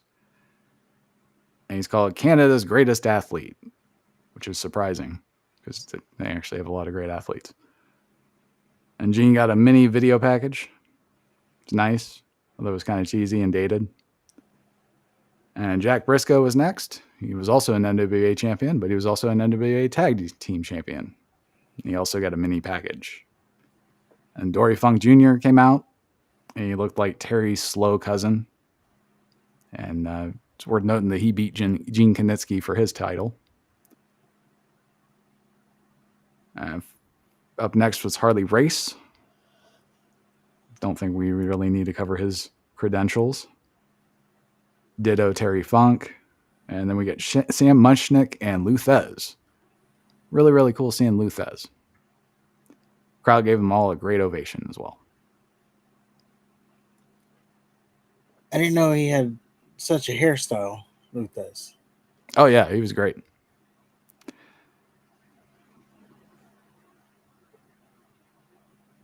He's one of the ones that, yeah, I think when I said the older matches, yeah, I'm going to pick one of his colorized matches, and we're going to go over one. We're going to do it live.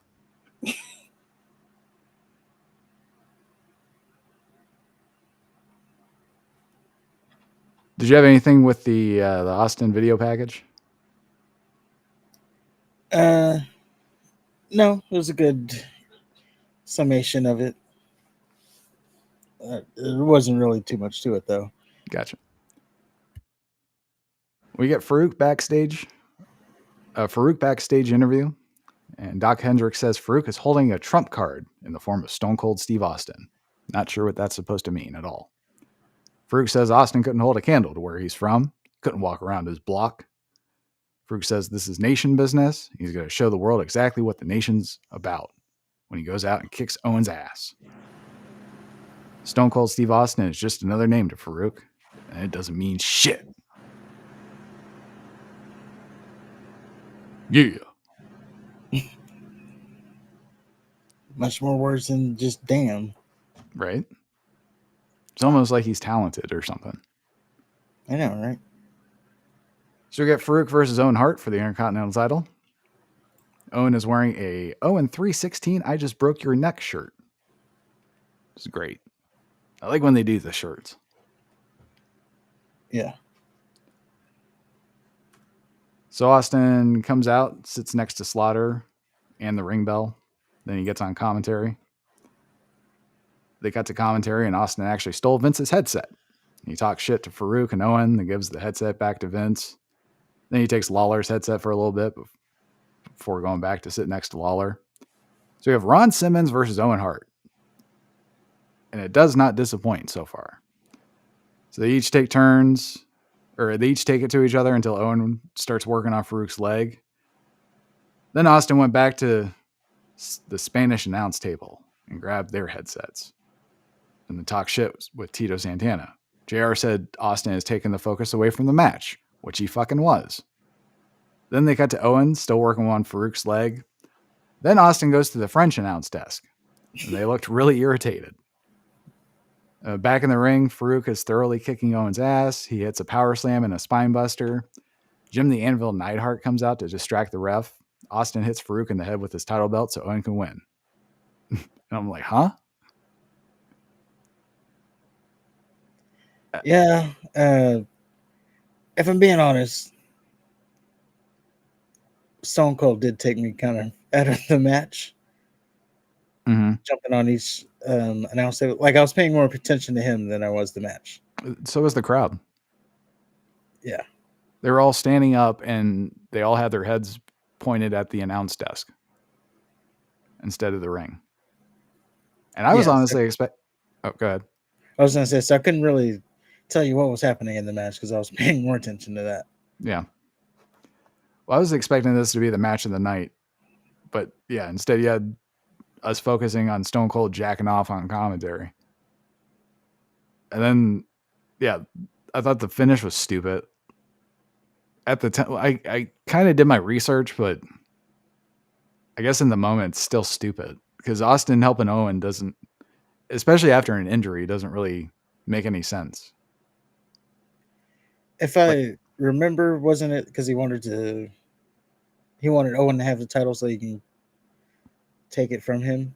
I guess, yeah. But I don't know. Austin isn't cerebral like that. He's not. But he'll just show up with a can of gasoline and a box of matches. Where's your question? I said that was the reason, though, right?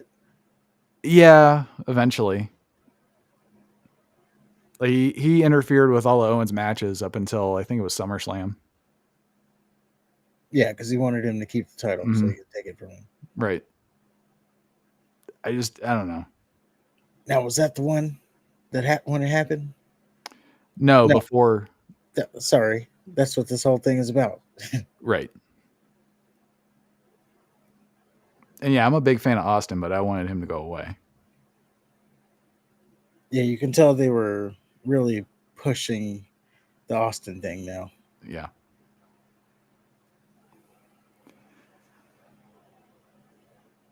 So we got footage from last Raw between Bulldog and Vader. Hart Foundation beat the fuck out of Vader and Patriot. Then they draped over Canadian flags on their fallen bodies. JR said, perhaps the only thing Vader and the Patriot have in common is that they're American. Then they say the flag match can be won by capturing the opposing team's flag or by pinfall or submission. And I have, what the fuck? Then why have the flag match? Yeah, they had that as a last minute addition. Yeah. So they said. And I mean, they gave a reason. They were concerned that Vader wasn't going to be able to climb the flag for the flag. So okay. It was suggested and the Hart Foundation accepted. Well, they also reveal that Vader's playing hurt and the Patriot has the flu or something. Yes. Then we get Los Boricuas. And it's Jesus Castillo Jr., Jose Estrada Jr., Miguel Perez Jr., and Savio Vega the first. And an 8-man tag versus the Disciples of Apocalypse, consisting of 8-Ball, Chains, Crush, and Skull. So this looked like they got a group of fans together to fight each other. I couldn't tell anybody apart. One of the Boricuas had disgusting back and shoulder hair. He looked Middle Eastern. Another Boricua was wearing a black tank top for some reason. The other ones were wearing white. So I was like, no, fuck you. I'll wear my own color. Nothing match. Boricuas cheated a lot. Used their little numbers. And Brian Adams won with the Tilt-A-Whirl backbreaker. Yeah. I was kind of just waiting for this match to be over, if I'm being honest. Yeah. And it seemed, I don't know, I kind of got a vibe. Maybe it's because I was just waiting for it to be over. But I got a vibe that they were, I don't know, just wrestling to fill time. Yeah. Like, there was moments where they wouldn't even go for the pin and they pandered to the crowd. And a lot of moments where they're just hammering down the opponent, but not really trying to win the match. So just felt like they were trying to fill time. And I was uninterested. And I wanted it to be over. And they have the audacity to to advertise that this will be a part of Survivor Series gang warfare. So it wasn't even in the last match. Well, up next we get Bret Hart and British Bulldog backstage interview. And Michael Cole says the American flag can be flying high tonight because of home field advantage. Bret says Americans can go ahead and dream, but the reality is the Hart Foundation, British Bulldog, and himself are going to set one more example. And that example is we are far better than any two Americans in the World Wrestling Federation, whether the American wrestling fans like it or not. British Bulldog says the only flag waving tonight is the Canadian flag, because the British Bulldog and the Hitman are going to be victorious tonight, here in St. Louis, right here.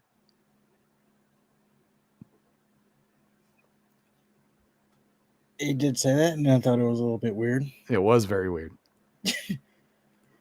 Like, why did you throw that extra part in there? Yeah.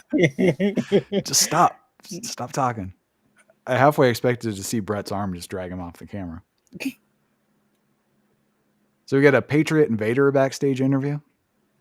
Doc Hendricks tells the Patriot the pressure's on because they have home field advantage. They're really pushing this home field advantage.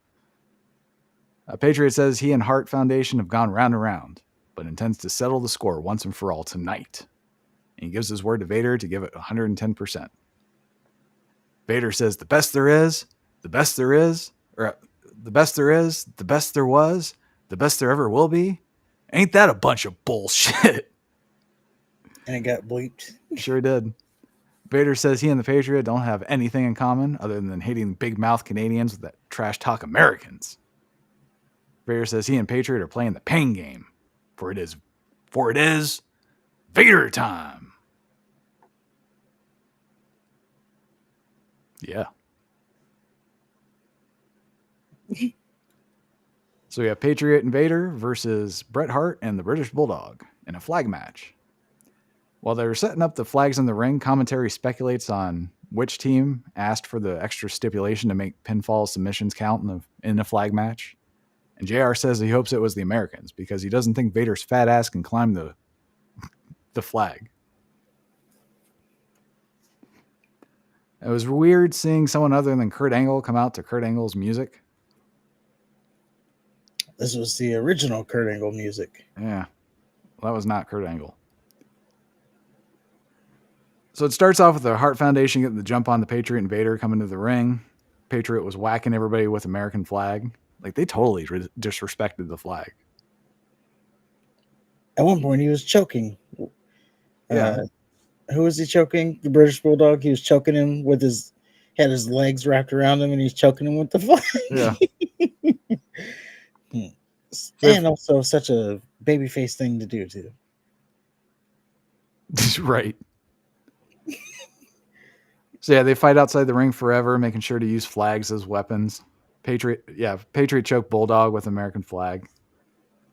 Everyone settles down, gets back in the ring, so the match can officially start.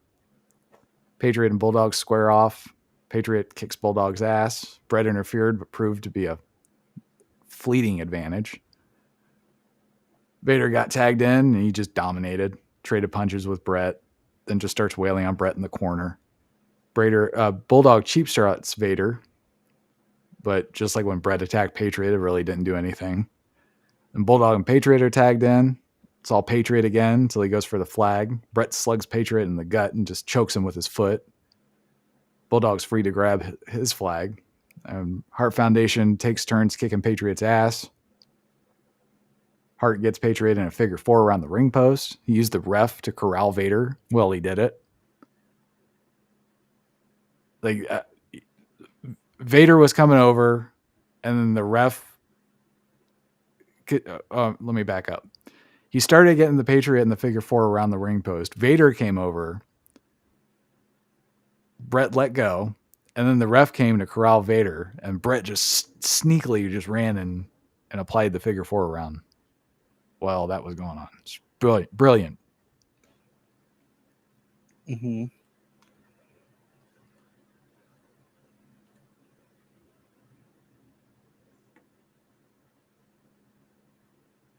Bret uses Vader to distract the ref again to get the Patriot in a sharpshooter. Patriot reversed it. Hart Foundation went back to double teaming, the Patriot especially. Vader gets tagged in and he goes back to dominating. It's a standing splash on Bulldog. Vader tries to go for the flag, but his fat ass slips. So I guess JR had a point. Bulldog and Brett start kicking Vader's ass. Brett even hit a belly to back suplex on Vader. Just gave me a hernia. Brett briefly got Vader in the sharpshooter, but he was way too close to the ropes. And Patriot came in to shove the referee and try to beat up the Bulldog. Vader tried to lock Brett in the sharpshooter. Bulldog breaks it up. Like, why the fuck would Vader go for a sharpshooter?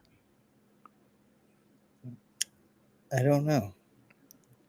Patriot comes flying in and Vader says, fuck it, and goes to the corner. Commentary mentioned how there wasn't a legal tag, even though the ref signaled that there was. Oh, there wasn't. Or, yeah, he signaled like there was. Yeah, they didn't even. It was like Vader had enough of it. He's like, whatever. Yeah, Vader looked like he was just gassed. He was like, just get in. Patriot locks in a figure four on Brett. Bulldog gets tagged in, and he goes back and forth with Patriot. And Patriot goes for the flag again and gets fucked up on the pole. Brett and Bulldog go back to double teaming Patriot. Vader gets tagged in, beats up Bulldog enough to set him up for a moonsault. Bulldog moves out of the way, and Vader damn near almost lands on his feet. And he goes back to continuing to beat down Bulldog. Which that's scary as fuck. Well, yeah, that surprised me that he almost landed on his feet. Didn't quite stick the landing, but he did get all the way over. Yeah. 400 pounds, by the way. Just imagine being in a fight with somebody that big and they do something like that. Like you think, I moved out of the way of the moonsault. I'm saved. And then they just land on their feet like a fucking Terminator. Yeah, at that point, you know, it's like, just go ahead. Yeah.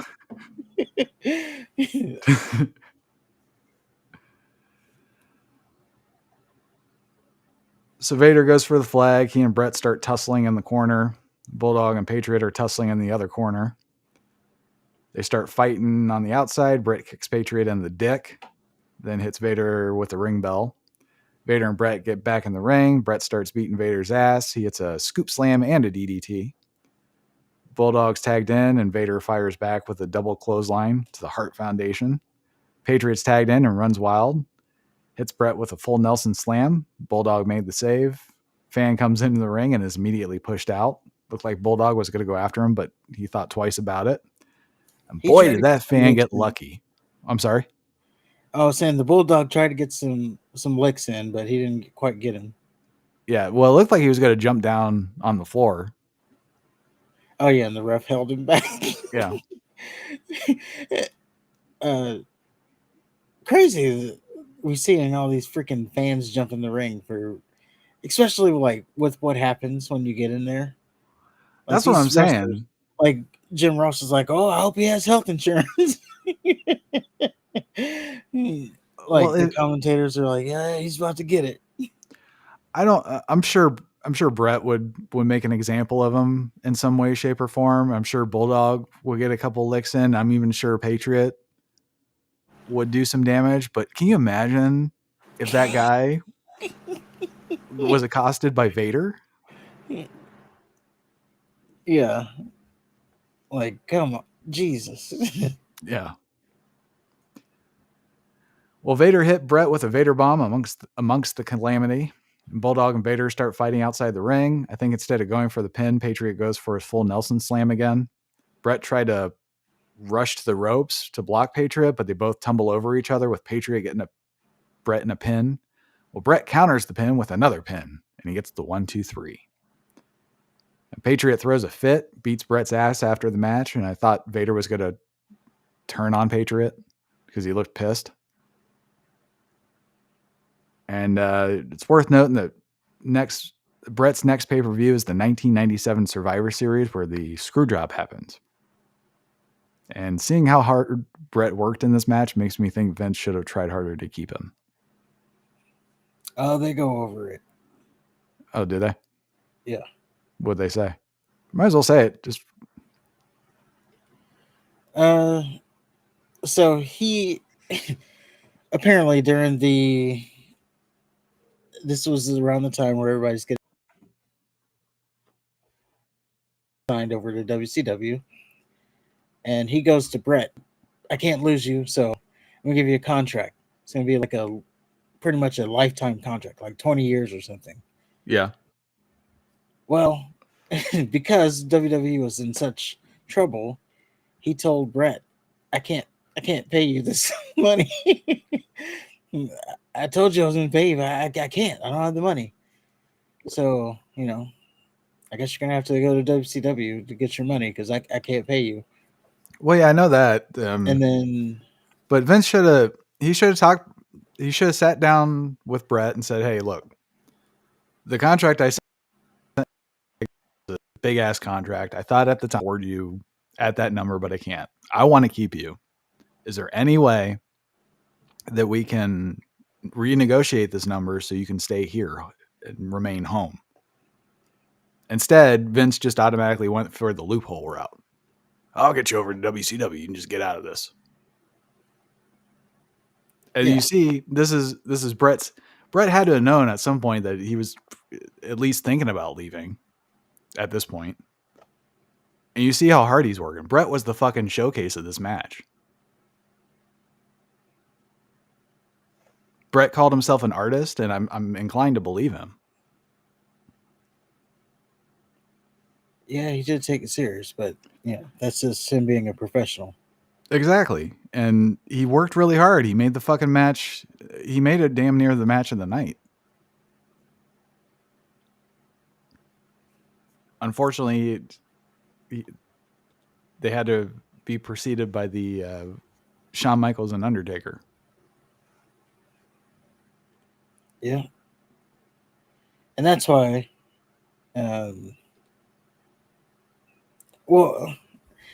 Vader helped. Let's say he helped too. Oh, yeah. Vader was Vader, though. Yeah. And I want to see, I think there was a In Your House outside of the little Final Four one where it was Vader versus Brett. But I don't remember the Patriot ever getting a title shot. I don't think he ever did. Well, they kind of teased like he was the next in line throughout this thing. Yeah. I was like, did he ever get a title shot? I don't think he ever did. I don't even think he made it to those heights. He was just there and left. Yeah. So we get a Survivor Series promo. It will be in Montreal, Canada. And it's going to be the Disciples of Apocalypse versus Los Boricuas again. But the Nation of Domination will also be involved. Also, a little something called the Montreal Screwjob happened. I couldn't really find anything about that to go in more detail, though. Fair enough.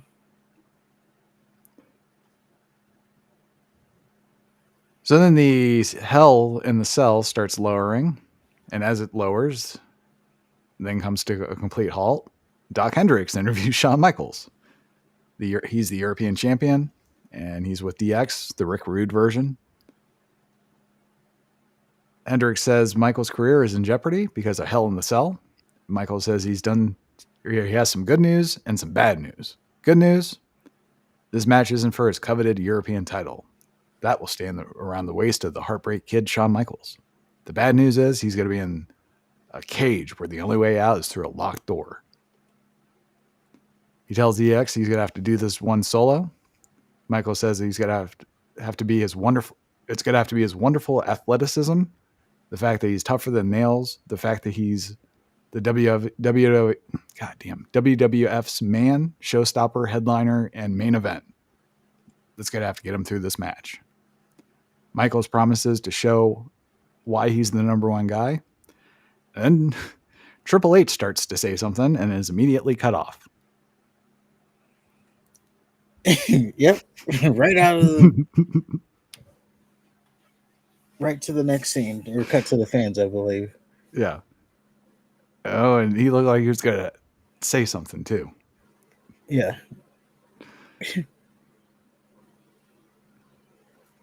Then we get a Shawn Michaels Undertaker video package.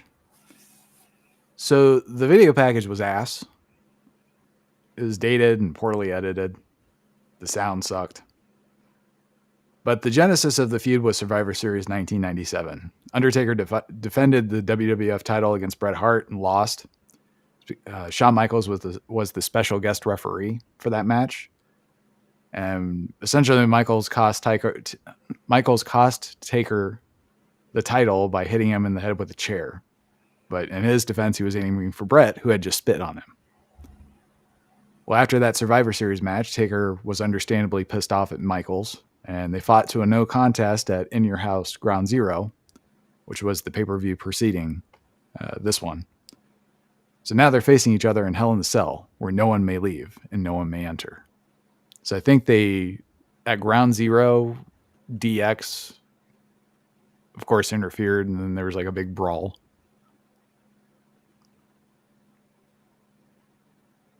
So to make sure that no one can get in the way of the Undertaker and Shawn Michaels, they're locked in together in a cell where they can destroy each other. Or something like that. Yep. No in, no way out.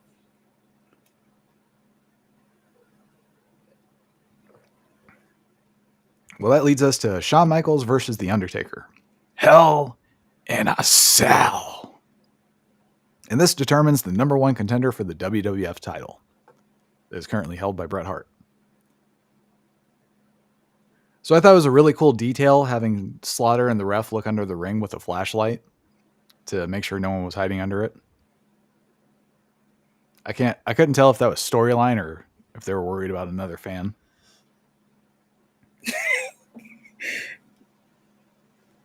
Why would a fan want to? Again, I don't know why these fans run into the ring and think it's a good idea, especially back then when wrestlers were like, "I'm gonna fuck this guy up." Right. Well, I mean, I don't know. Like, I'm gonna help this guy who couldn't beat this. I'm gonna kick this guy's ass. This guy who's bigger than me couldn't. That type of shit. Yeah. I don't know if it's delusion or I don't know. just that drunk. Probably the latter.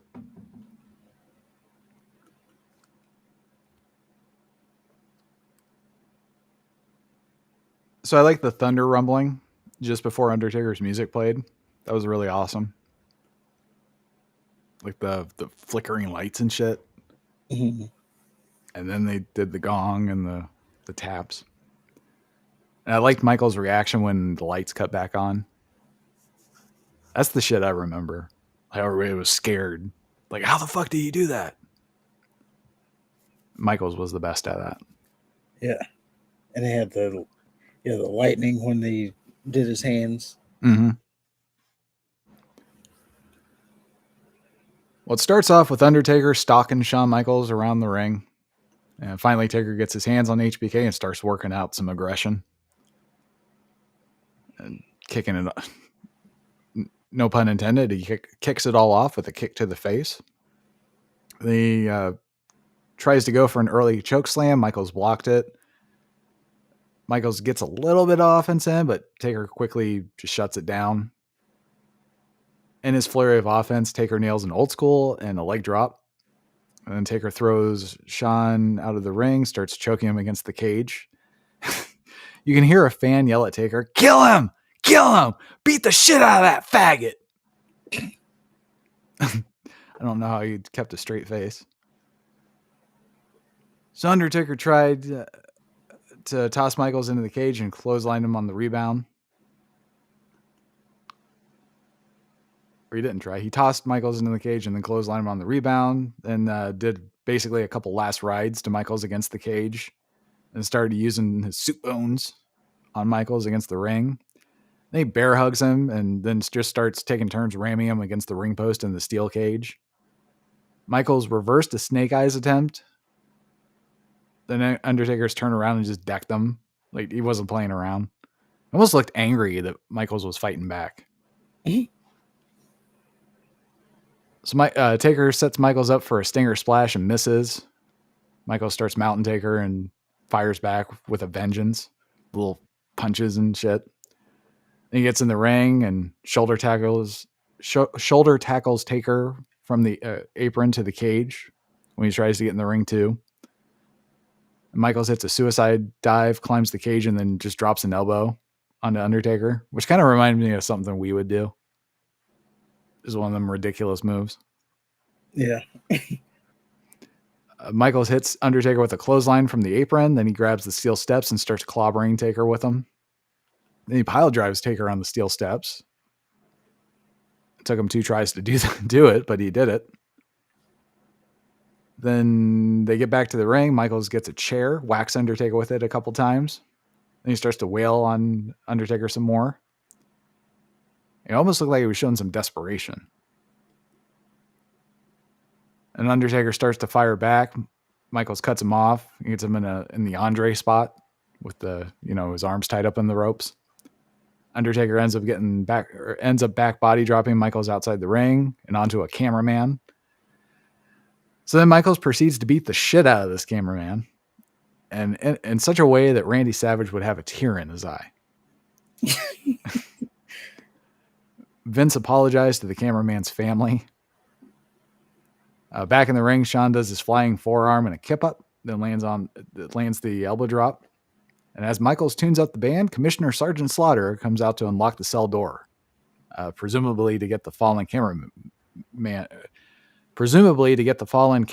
some medical attention, who has not moved 1 inch, by the way. Well, he did take some shots. Yeah. Slaughter and the ref. Go ahead. I was gonna say, like one of those like head stomps, like looked like it connected all the way.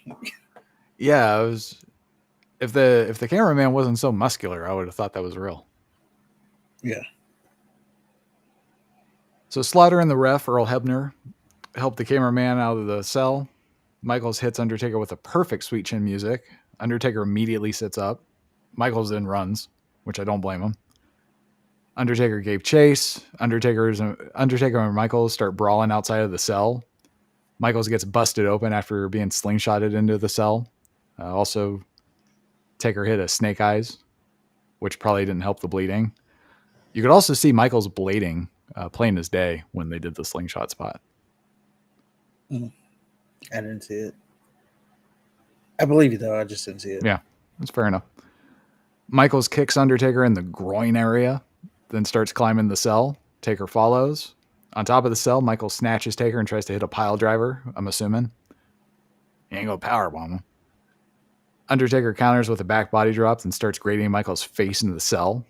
And then they show a shot from the ring to the cell roof. And you can hear the cameraman say, "Ah, shit." And I'm not sure if it was because of the gruesome shot he was getting or because Michael's blood was dripping on him, because you could see like some liquid falling onto the camera lens. So this is a funny little moment in the match. Taker hits Michaels with a gorilla press slam. This is all on top of the cage, by the way. Michaels tries to climb back down the cage. Taker snatches Michaels, then starts stomping on his fingers. And then Michaels just falls straight in the Spanish announce table. Undertaker quickly follows behind. Taker snatches the fallen Michaels and throws him then off the French announce table. Somehow they get back into the cell door. They get back into the cell and the door's locked. Taker just puts on a clinic, then hits a choke slam from the top rope. Taker then goes outside the ring, grabs a chair, and he smacks Michaels square in the face with it. Taker decides he's done playing with his prey and signals for the tombstone. Undertaker takes one step towards Michaels, and all of a sudden the lights go out. Then this ominous organ music begins to blare through the darkness. Then a red tint of light blankets the arena. Then Paul Bearer comes out with this big red monster. Vince yells, and that's gotta be Kane! Kane reaches the cell door and rips it off its hinges, then takes out Earl Hebner. And then he gets in the ring, faces off against The Undertaker. Taker's shocked. They stand eye to eye, motionless for what seems like an eternity. Suddenly, Kane starts to raise his arms, and he quickly drops them down. Hellfire erupts from each ring post, and the lights turn back on. Undertaker is taken by surprise. And he looks around, and then when he turns back to Kane, he's met with a kick to the stomach. Then Kane picks up his brother and delivers a tombstone. Kane gives Undertaker's motionless body a parting glance and makes his exit. Bearer pours water on Hebner's face to revive him as they make their way back to the entrance area. Michaels crawls from a pool of his own blood and drapes an arm over the Undertaker. Hebner slowly crawls over to the two men to make the count. He gets the 1, the 2, and JR's like, not like this. 3. Everyone in the match is fucking down. Michaels, Undertaker, who hasn't moved since the tombstone, and Hebner. DX come out to get Michaels. JR says he defeated the Undertaker, and Vince says, no, wait a minute. Kane defeated the Undertaker. But in the record book, Michaels will have the victory. Which I would have said, that's what I just fucking said, Vince. So DX carries Michaels back to the backstage with Triple H raising his hand. And then we end the pay-per-view with Taker just coming to, trying to figure out what the fuck just happened. Those last 2 matches really saved this pay-per-view. Yes, they did. And yeah, I felt like I was watching history.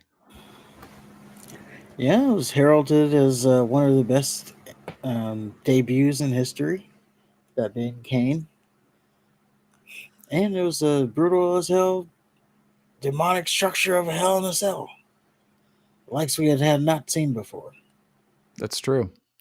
And if it wasn't for the one that followed this would probably be the best Hell in a Cell match. You know what? I think this one was better. The other one just had bigger moments. And they were accidents. I mean, it wasn't wrestling wise, it wasn't a good match. Like, yeah, he's just like, it was just a lot of checking on Mick Foley. Yeah, and they were all accidents. So it's like, I don't know. I can't put one that was, I guess, planned or they meant for that to happen versus, oh shit, that happened. Oh, that's a big moment though. Does that make sense? Yeah, but it was definitely a good Hell in a Cell match. Oh, it was great. But just not as good as this one. I was talking about this one. Oh. Yeah. I was just saying, I'm not trying to take anything away from this Hell in a Cell match. It was good. Well, and I got worried because when they opened the door, I thought that's when DX was going to come rushing in. I don't remember seeing this match. So it was kind of like watching it for the first time for me. Oh, yeah. Yeah, I remember it was... If I'm being honest, I didn't remember the Shawn falling from the cage spot. I mean, I remembered that it happened. Yeah. Because I know, like, Shane's done it. I think McIntyre did it during his Hell in a Cell, but I didn't remember that spot. I do remember them going to the top of the cage. But yeah, I thought, even when I watched it the first time, I thought that whole cameraman spot was to get like DX in there. Yeah. But nope, they had something bigger planned. Well, I knew that this was when Kane was coming. But I still thought DX would I thought they were going to interfere and Taker would still fight him off. Oh, yeah. Just before he'd win, that's when Kane came out. Like, he fended off all that. Now you got to deal with Kane. Yeah. But no, it just kept at Kane. And I like that better. Yeah. And then this would go on to have Kane debut, and his first few months were definitely something you never seen before. Mm-hmm. As the fire would go off, and you knew he was coming to kick ass, and I there was like, no rhyme or reason to it. He just would kick ass. yeah, I'd love when he would just interrupt a match and just clothesline everybody and leave. Yeah, yeah, no rhyme or reason. Like they had nothing in common. He was just coming out to come out. Well, that was Bad Blood. The next WWF pay-per-view is Survivor Series 1997, Montreal. And leading up to Survivor Series, DX would feud with the Hart Foundation, which, of course, would be the Montreal Screwjob as the conclusion of that feud. Austin and Owen faced each other at SummerSlam. Austin made it a point to interfere in all of Owen's title defenses to make sure he still had the belt. Austin ended up getting it back. So the Patriot disappeared from the WWF after Bad Blood, but Vader was still there. So he helped fight the Hart Foundation at Survivor Series, and he was pinned by Bulldog. Then Vader went on to feud with Goldust, which he presumably got sodomized at some point. Well, now was this early Gold Dust though? There might be something there. Actually, you know what? It may be. Yeah, I don't think Gold Dust was. He wasn't a freak until the 2000s. Yeah. Ken Shamrock came back and he wanted to win the heavyweight title. So he ended up beating Michaels in a. He ended up facing Michaels and winning by disqualification at an In Your House event. Then he went on to feud with Nation of Domination, mainly The Rock. And I'm not sure why he never went after Farouk, who caused the internal bleeding. He didn't want no more. I guess not. Well, Kane ended up winning his debut match against Mankind at Survivor Series. They entered then he entered various feuds with the goal to eventually get his brother to fight him. For months and months and months, Undertaker staunchly refused to face Kane, not wanting to face his brother. Undertaker's feud with Michaels also continued along with this until the Royal Rumble the next year. He faced Michaels one final time at Royal Rumble in a casket match for the title, which he lost because Kane and Paul Bearer assaulted him and then locked him in the casket themselves, and Michaels won. So after that match, Kane struck the still locked casket with Undertaker in it with an axe, then poured gasoline all over it and set it on fire. Well, this was a bridge too far for The Undertaker, and then he finally agreed to wrestle his brother. And they began feuding with a match culminating at WrestleMania 14. Which we have covered, so you can go watch our retro review on that one. Spoiler, Undertaker won with 3 tombstones. Yep. So the In Your House branding was retired following the 1999 St. Valentine's Day Massacre. The company moved to install permanent names for each of their monthly pay-per-views. Bad Blood was revived as part of the NXT branded TakeOver series. And after 6 years, Bad Blood, now stylized with a single D, returned in 2003 as its own pay-per-view event. It was made exclusive to wrestlers of the Raw brand, and Bad Blood was discontinued after 2004. Yep, they had to go get rid of it. And this Bad Blood was notable for introducing the Hell in the Cell match and was featured as the main event for each Bad Blood event. Well, which further validates the McIntyre Punk being the main event. Yeah. That's all we go back to learn.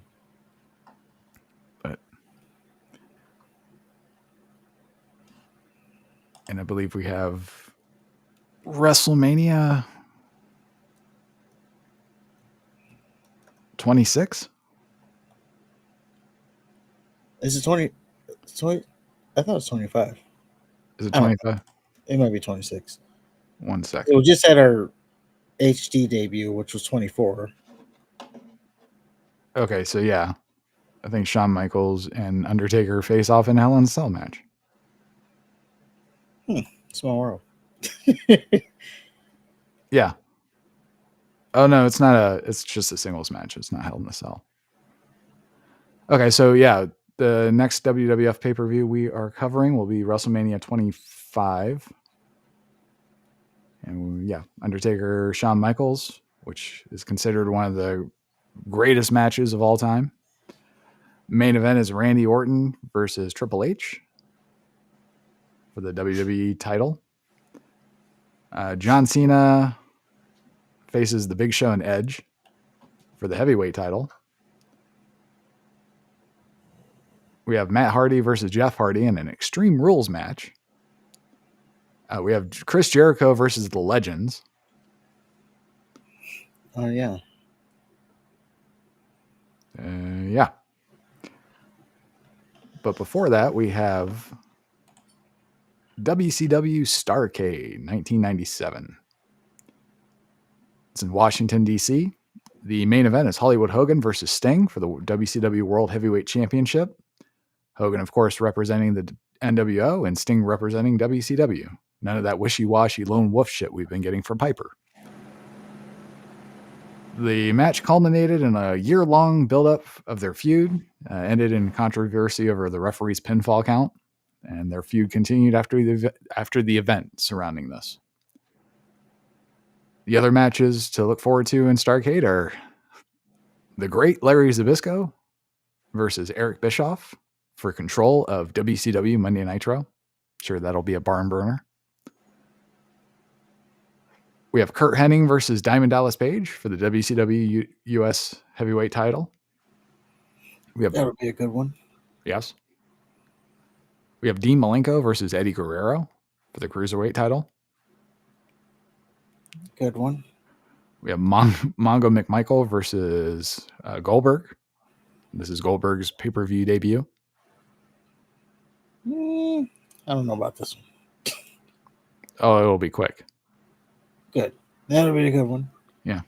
If we're getting all the Goldberg hits, then yeah, it'll be a good one. If I remember correctly, they might tussle for a bit, but yeah, it's a pretty quick one. I could be wrong though. We'll find out. It'll definitely be better than Los Boricuas and the other fucking one. For sure. And then we have Saturn versus Benoit. And it's my dark horse for match of the night. But it's Ravens rules. So we'll see what happens there.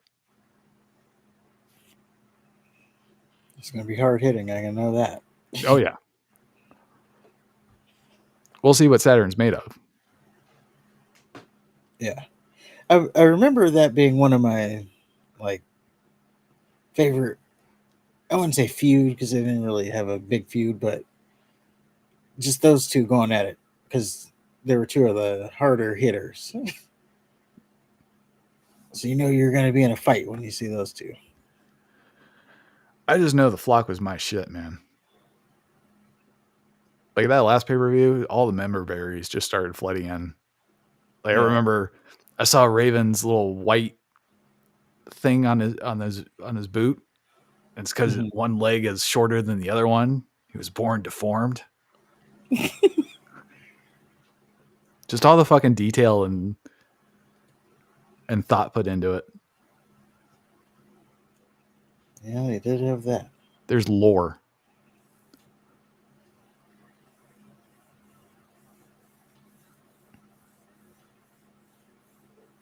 Unfortunately, they didn't get as big of a push as they should have. From what I understand, Hogan seemed to get jealous of them or something. It's the rumor. Although everybody says that. Hogan did this. Yeah. Of course he did. But I think that's going to make it for our retro review. Yep. Good stuff coming, and we will see where it goes. No, I can do the listening. And of course, before we get out of here, it is time for the news. And we're going to start out the news with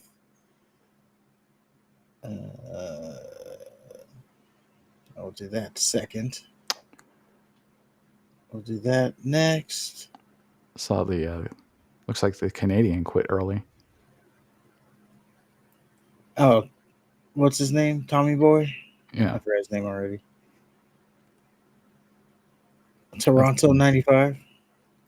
You still there, Toronto? You kind of got quiet in the chat. Why don't you go ahead and spam that some more? I don't know. He got his shit off, so I hope he feels better about himself now. I'm sure you'll find him later.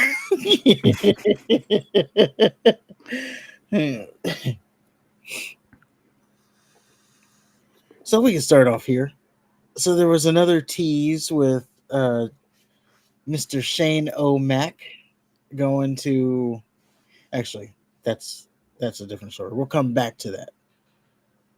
Well, we can start off here. Sasha Banks. She did a interview with the Breakfast Club. You know, the old Breakfast Club, Charlemagne the God, and others. I don't even know the others. I don't even really know who that is. But is it DJ Envy?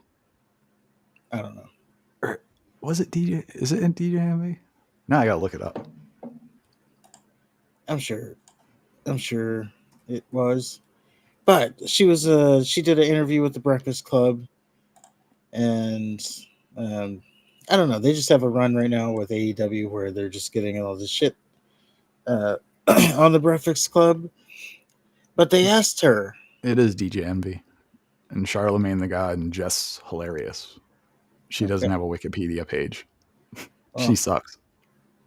Yeah, I don't know anything about any of them, but what I do know is they asked Sasha Banks about a return to WWE, and she gave an answer that we are going to play here in a second. But before we do, Breakfast Club, I'm sure you're doing great work over there. Please don't copyright us. And I only say that because we have the clip. Roll the clip of what Sasha Banks, Mercedes Moné said about rejoining WWE. And let me get to the spot here. They don't even timestamp. Like, what kind of amateur thing is this?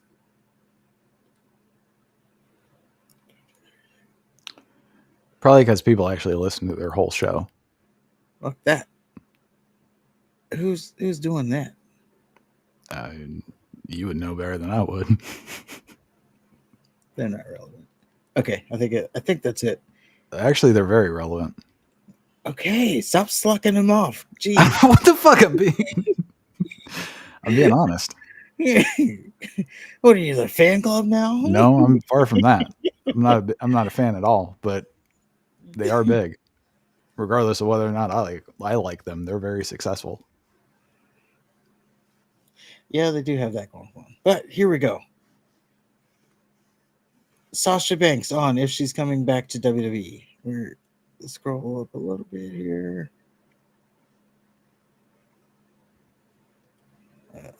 We're gonna play it from here. Why you gotta take it down. Why is it not playing sound? Okay. All right. Here we go. Roll it.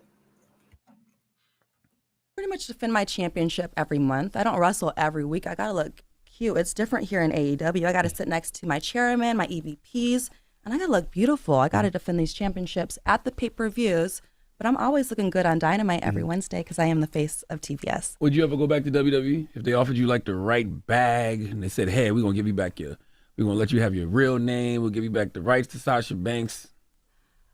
After the way that AEW has been treating me, Yeah. I don't know. I don't think so. I feel like I have the best relationship with AEW right now, and it's legit. I'm living my dreams, and it's the best place I've ever been mentally and physically. And to be able to have new dreams after being in the industry for 14 years, it's the best feeling in the world. So AEW is my home right now. Dope. And how's dating? Not relevant. The rest of that. How's dating? But it She's is weird not. that he asked her that, and she just got divorced. Maybe he doesn't know that.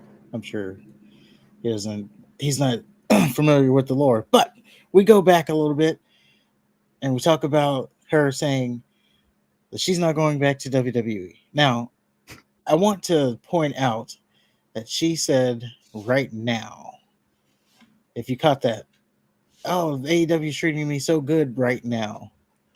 And she said it again when she said, this is the place I want to be right now.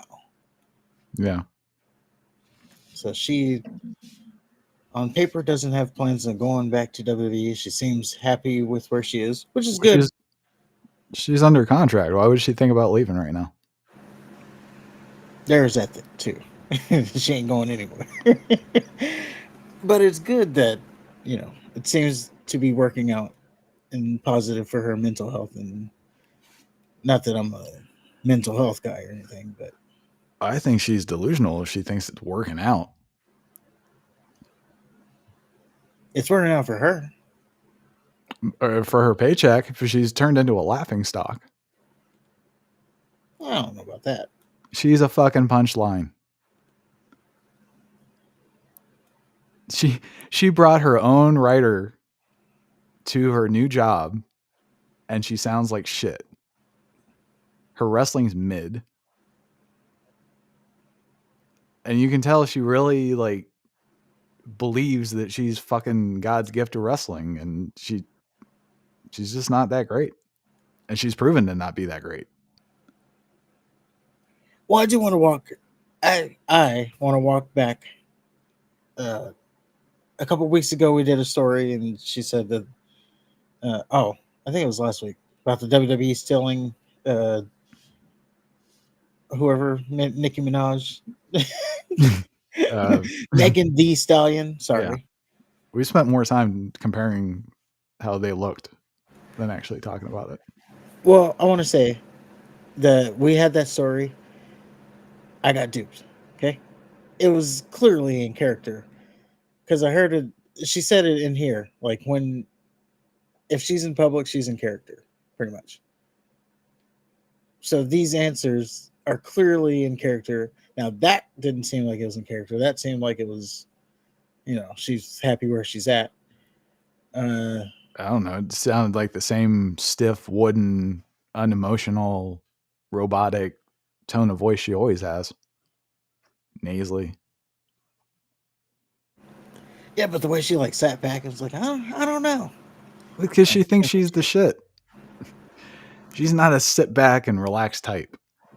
She needs to be sitting forward, locked in. Well, I don't know. At least she's happy with it, I would say. Well, that's what I'm saying. I'm sure she's happy with what she's getting paid, and she's clearly getting a lot of freedom with what she's allowed to put in front of a live audience. Just unfortunately, I don't know. I don't. And for her to think she has a choice, like, would WWE even want her? I think they would, and Why? I think they did try. They tried before she started wrestling with AEW. Now look at her though; she's damaged goods at this point. Oh yeah, she tarnished herself going to what AEW? I almost said WCW. She tarnished herself with that, but coming out of New Japan, she did have a chance to go back. That would have been her one chance, but now after this pathetic display that she's been giving us since she debuted with AEW, why would WWE want her? Maybe there's still something to the Sasha Banks name. Okay. Maybe you can still get away with it. Not with me. But let us know what you think in the comments on that. Do you want to see Sasha Banks, aka Mercedes Moné, back in WWE? And if you do, sorry, looks like I'm not going back. So says her.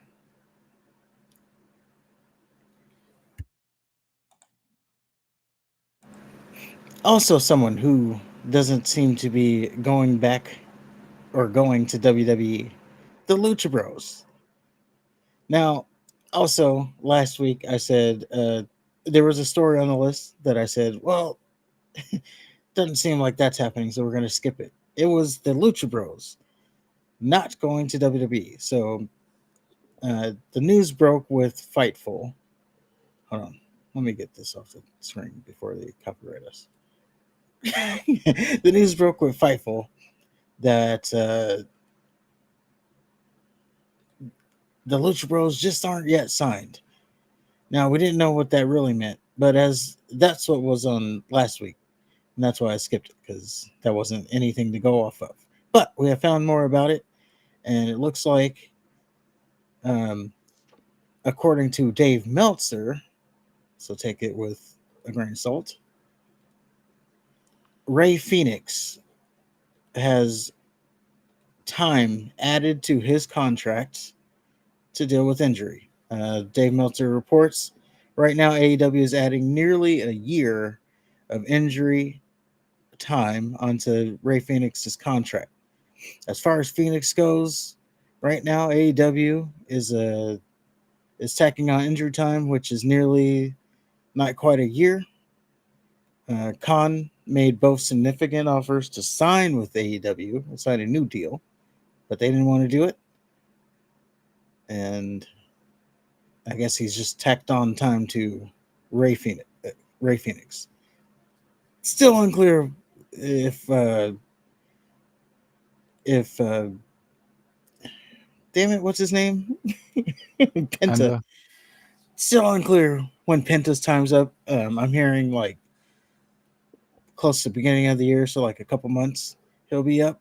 But Ray Fenix is staying in AEW for this foreseeable future.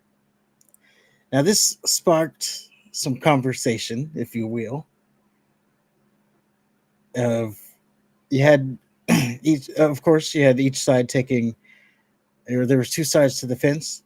It was Tony Khan as being a Vince McMahon, because that's something Vince McMahon used to do.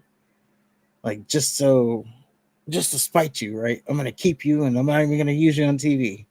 You're just going to sit there. I'm going to pay you to stay home. Well, he's doing that with people that are under contract. Yeah, so you got like Malachi Black. Yeah. So, I mean, I don't think if he signed him under contract and doesn't use him, I don't think it's because he's going to WWE. I just think that's how he operates. He being Tony Khan. This is like to be honest, this is like the first time he's done something specifically like this. Yeah, there was like Andrade, Miro. There was a time like they were trying to go, but he wouldn't let them go. Mm-hmm. But I think that's a little bit different than what's happening right now, where he's what's your name? What? It's a little bit different than what's happening right now. This is just like, hey, by the way, I want to ask, what's the point in signing contracts if you're just going to willy-nilly get out of it? Right. Like, this is just someone holding, like, maybe he's trying to recoup. I guess I'm on Tony's Khan side here. He's trying to recoup his money because he did pay this contract for this wrestler, and he's been hurt a lot of it. So, like, you're missing out most of, like, I didn't get what I paid for. I want what I paid for. My understanding is that the original contract that Ray Fenix had, it had that clause. Or not even Ray Fenix, just standard AEW contracts have that clause where if you get injured, you can tack on injury time to make up for the time that you lost and got paid for. Well, I think that's standard wrestling contract. Sure. And so I don't think Tony's doing anything wrong. Maybe there's a little douchebaggery maybe it's a little shitty that he signed him and he added more time and he's not going to use him at all, but maybe he will.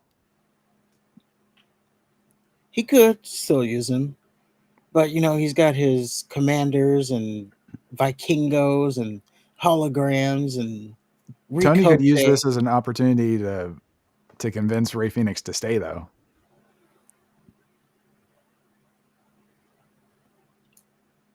Yeah, but if his brother goes, I don't see why he would stay away from his brother. There's that. But you never know. I mean, if the environment's better, like he could get institutionalized. Yeah. And then Penta, if he can just work on a singles run while Phoenix just hangs out at AEW. Yeah, maybe this could be the end of the Lucha Bros because they find singles success outside of each other, away from each other. I think Penta's had a singles run that was something. I think it was in like, what was that thing? Lucha Underground. Yeah, he was. But I don't watch Lucha Underground, so you're gonna hear me say that a lot. It was Pentagram Junior or something like that. Yeah. That Lucha Underground was fucking awesome. At least the first season. I've heard that, but I don't know. I didn't. Again, I didn't know where to find it. I didn't know where to. So yeah. I just remember the Matanza Cueto match. It was these two giants, and they fought on the, I guess what would be the Titantron little entrance area, and they fell, and they crashed through the roof. That was the end of the match. kind of like our Bronson Reed and Braun Strowman. Yeah. But they were very cinematic. Yes, they were. I do remember about that. Like I caught bits and pieces here and there, and I remember it was like very cinematically shot. Well, the guy that did Dust Till Dawn was part of it. Tarantino? No, the other guy. George Clooney? No, the guy that Danny Trejo? no, the director. Oh, I don't know. Greg, what is it? Greg something? I don't know. No, he's got a Mexican name. Oh. Anyway, he was part of it. Like they were part of his network or something. So it makes sense that it would be cinematic. Yeah, true. But on a final note, I did some journalistic digging, and I was actually able to find live footage of how it went between Tony Khan and Ray Fenix as Ray Fenix was finding this information out. Again, please don't copyright us. Let's roll it. Wait, why is it not letting me?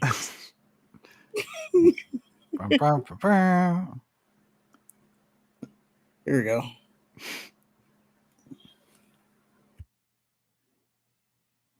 Seriously? Roll the clip. Cage match? Hey! Unlock the thing! Take the chain off! Hey, Freak Show! You're going nowhere! There it is, live.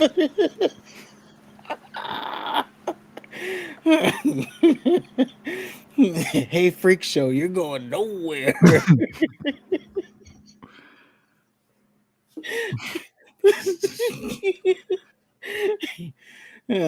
Oh, yeah, man. I set all that up for that. Oh, that's a movie clip? That really looks like Tony Khan and Ray Fenix. I was so confused. I know. But yes, I did set all that up for that. Not the whole story, but I did have that. When I heard the story, that was the first thing I thought of, so I had to play it. But let us know what you think in the comments. Don't forget to hit the like button. And yeah.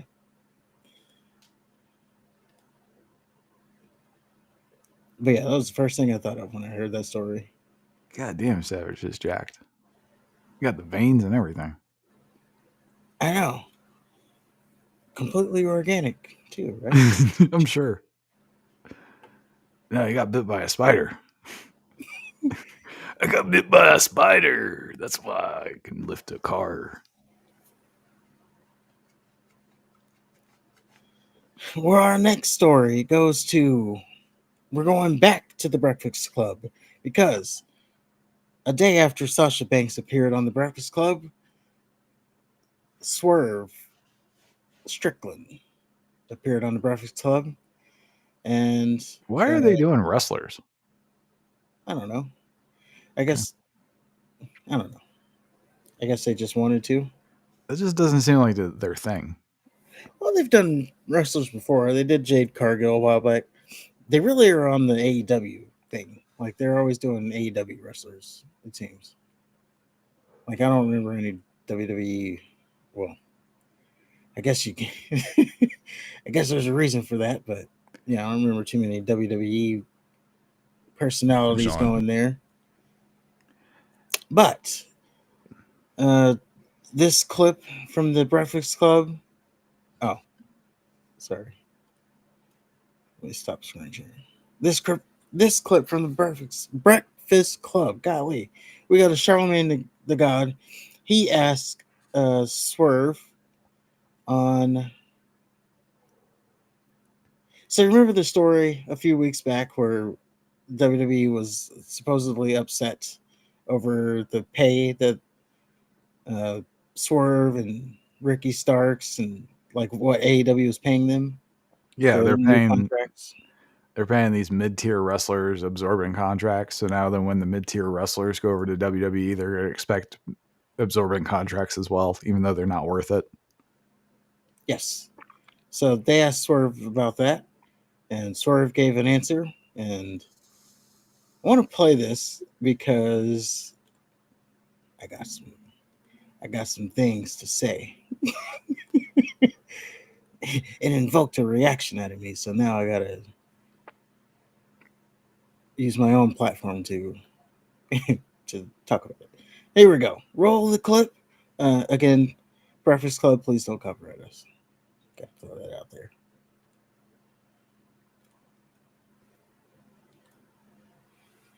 But I still want to do these matches because I'm passionate about this business. I'm passionate about my company.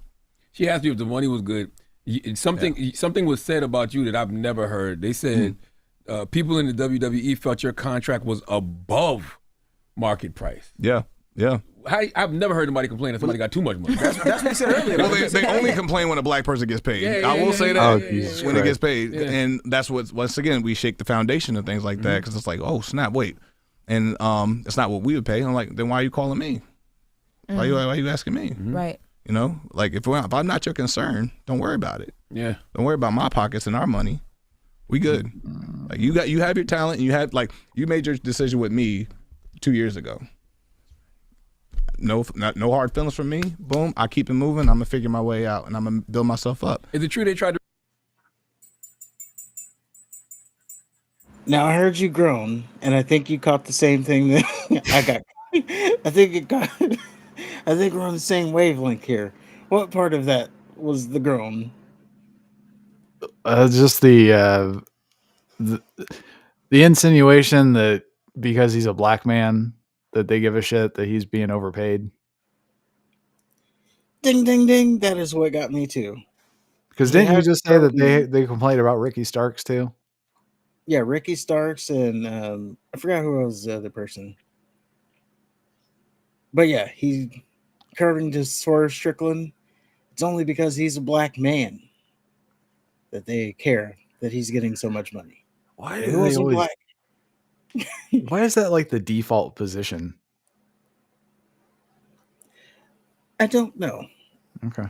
And I mean, we don't have to like turn it into one of those, but well, I think some of it is just like the surrounding. I guess that's what I was kind of pulling it. I was like, oh, it's because I'm on this Breakfast Club. This is like one of the top black podcasts, so I got to say something like that. yeah, fair enough. But doesn't WWE have? Let me see. Jade Cargill. Doesn't WWE? Let me see. Bianca Belair. You don't think they're getting? I bet you they're like top tier paid in the company. Oh, and by the way, they have championships, so there's that too. Oh, and they have Naomi. They have Naomi. Are we just going to list off black people? Well, his argument was, oh, it's only because I'm black. They didn't want me to get paid.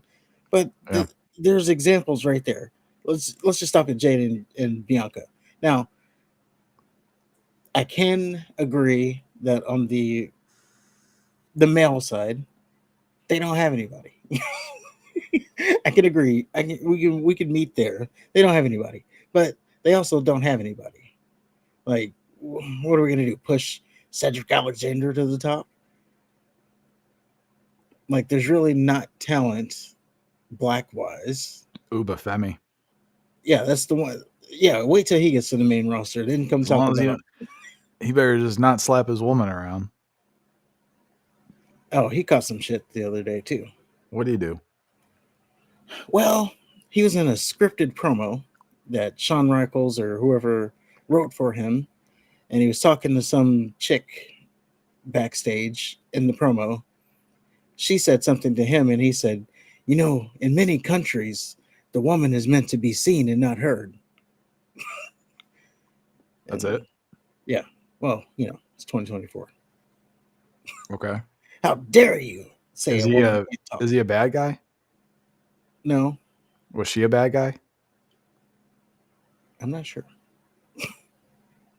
I know one of them is heel, but I can't tell. I really can't tell which one is there the you heel go. and which one's the babyface. That's but okay. He just said, if he's a bad guy, that makes sense. He'd say something shitty like that. If he said that to a heel girl, then she's a cunt. So fuck her. And it was a scripted promo from management. Well, he didn't go say that on his own. Okay, realistically. Yeah. I'm saying they told him to say this. Yeah, I know what you're saying, but I'm just saying in storyline. But they were trying to real cancel him for the fake thing he said. Well, it was a real thing, but he probably said it all badass too. Yeah, he has the accent. Yeah. He's like, in many countries, the woman is supposed to be seen and not heard. The accent where you don't know whether to be scared or laugh at it. Yeah. Wait until he comes up, and then start talking about black people not being booked. Right. Not that it's about color, since he wanted to turn it into that. And if it was about color, what about Chinese people? When's the last time Tozawa won a match? I don't know if he's Chinese. Or whatever he is. Japanese. When's the last time Shinsuke won a match? Why are they getting booked?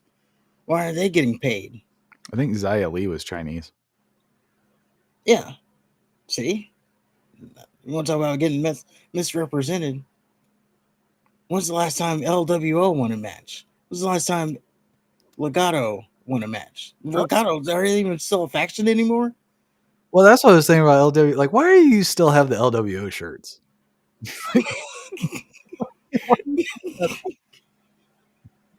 It's over. Yeah. I guess push that merchandise, I guess. But who's buying it? That's the real question. Yeah. That's true. People who, I don't know, are 10 years too late. But yeah, that's let us know what you think in the comments. Was Sora's comments out of pocket, or are they right on line and WWE hates black people outside of Bianca and Jade? But on that note, we're going to go into the next segment, which happens to be my favorite segment, your favorite segment, everybody's favorite segment. Again, I did this way too early because I don't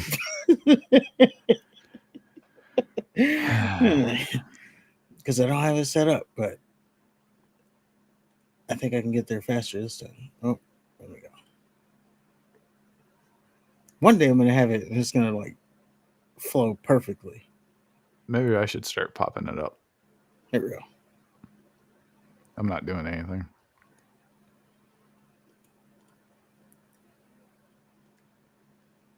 But yeah, my favorite segment, your favorite segment, everybody's favorite segment, Cheap Pops. Roll it. What does everybody want? Wait. Whoa. I know. Don't Yeah, I'll even- have it popped up next time. Whoa. All right. Sorry about that. Let's go. What does everybody want? What does everybody need? Oh, another cheap pop. What does everybody love? Oh, that cheap pop is there for the taking. Coming up on today's Cheap Pops, AEW does another tease with Shane McMahon. Apparently, he can't get out of the airport. MJF goes Hollywood. Malachi Black and Paige maybe signs.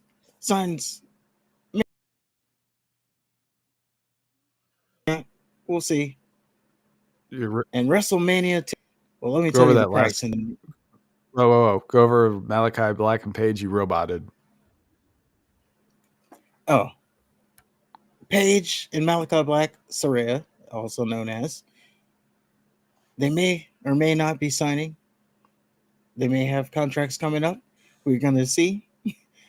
Probably not the best tease there. And WrestleMania tickets are on sale. But wait until you hear these prices. You're not going to believe it. That one's much better. Boom!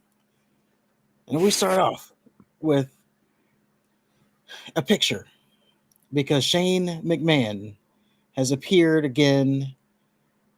And I'll show you this picture here. Boom! Shane McMahon appears with the Young Bucks, apparently again at an airport. The caption of this was "Interesting flight today." Now, as the story goes, apparently they just happened to be on the same flight and took this picture. It's just a coincidence, as the story goes. Where were they flying to? I think they were flying to or from. I don't know. I got to tell you, I did not expect that kind of question. Well, because if they're all flying to like Boise, Idaho, then that's bullshit, right? But if they're going to, I don't know, Hollywood or New York, Yeah. Let's see. I got you here. So they were flying to.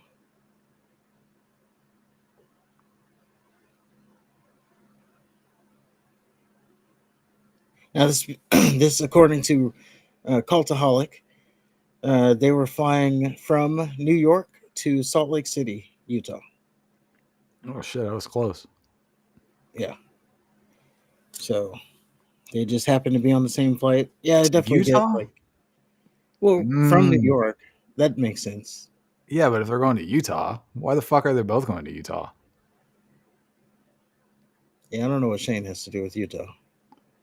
I mean, he's making I don't know what money. anybody has to do with Utah, but exactly. I mean, why are the Young Bucks and Shane McMahon going to Utah, of all places, together?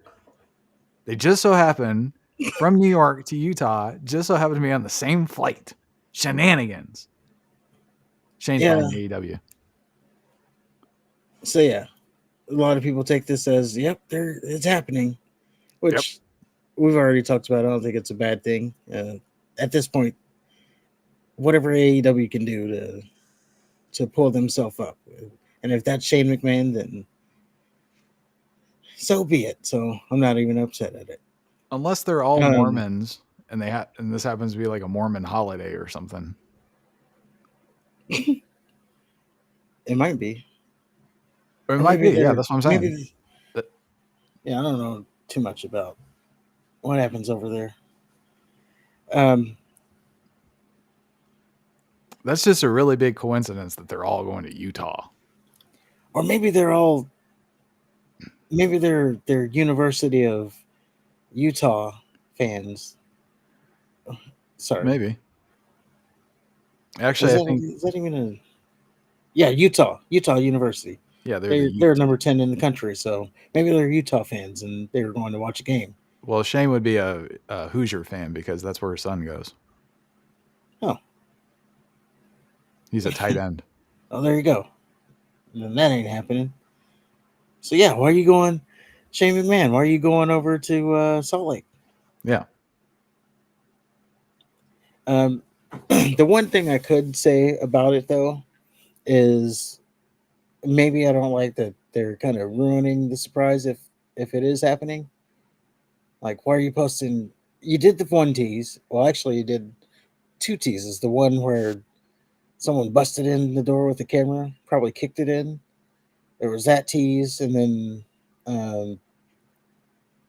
there was the tease before that that said it happened, but there was no photo evidence. But then they got the photo evidence, and now you got this too. Like, why are you teasing it so much? Just if it's gonna happen, just like keep it quiet and let it be a surprise.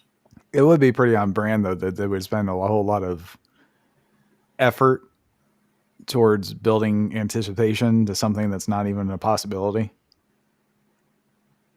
Yeah, that's true. Like they did so much, or they spent so much energy on the backstage shit with Punk instead of like, you know, being good.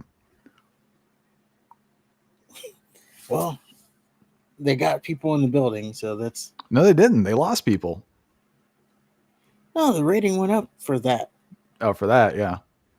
But Same. it's been like steadily declining though. That's true. But we'll see where that goes. Even more AEW news.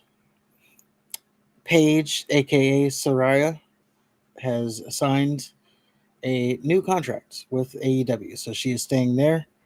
There was that little moment where people thought that she may jump ship back to WWE if they want her. I'm sure Xavier Woods wanted her back, but I don't know if WWE wanted her back. Well, she's damaged goods now too. Even before, well, she was GM after the tape allegations and stuff. Yeah, and they wouldn't clear her to wrestle. Yeah, but maybe I mean, they still wouldn't. But she's kind of there was a week where she was hot shit, and then she kind of fizzled off, and I forgot she was still in AEW, to be honest with you. yeah, she's over on Rampage now, so Yeah, that's where really no one watches. and again, it's like it's just like Sasha. Why would WWE be interested? They've done nothing but lower their stock.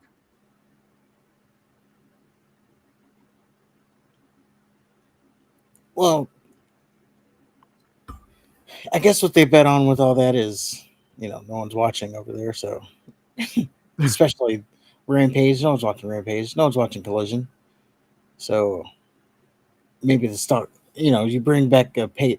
There's a lot of people, believe it or not, that don't even watch AEW, so you bring them back, and it's just like, oh, where you been? Fair enough. Another name that may or may not be returning to WWE. So we didn't get Paige, Saraya, but there is a possibility that Malachi Black, formerly known as Aleister Black, apparently his contract is set to expire, and WWE is interested in bringing him back. His main roster run wasn't good. We can be honest about that. Now his NXT run, I was a fan of, and I don't know how you get, like, if he comes back, I don't know how you get rid of the stink that was his main roster run, but if you can, I think it would be a good addition. Now that's probably just selfishly. I was just a Aleister Black fan, and by the way, his wife is also in the company. Which may be a good thing and maybe a bad thing. Well, I briefly remember his NXT run. I didn't see one bit of his main roster run. He had a cool entrance and his music was awesome. I'm not a big fan of the wrestlers that incorporate karate into their moveset because it always looks like shit. It does, but the Black Mass was just a thing of beauty, which still is. It's one of my favorite moves in the business. And he's more emaciated than CM Punk. So I don't know. It's hard for me to view him as an intimidating guy Fair enough. against, like, other wrestlers. I'm sure if I saw him in an alley, I'm not saying that I'm tougher than him or anything like that. I'm just saying. Yeah, that's fair enough. But yeah, he may be on his way back. We shall see what's happening. That's still more so a rumor than anything. So, yeah, we'll see what happens there. Another rumor that is. I'm sorry, this is not even a rumor. This was confirmed.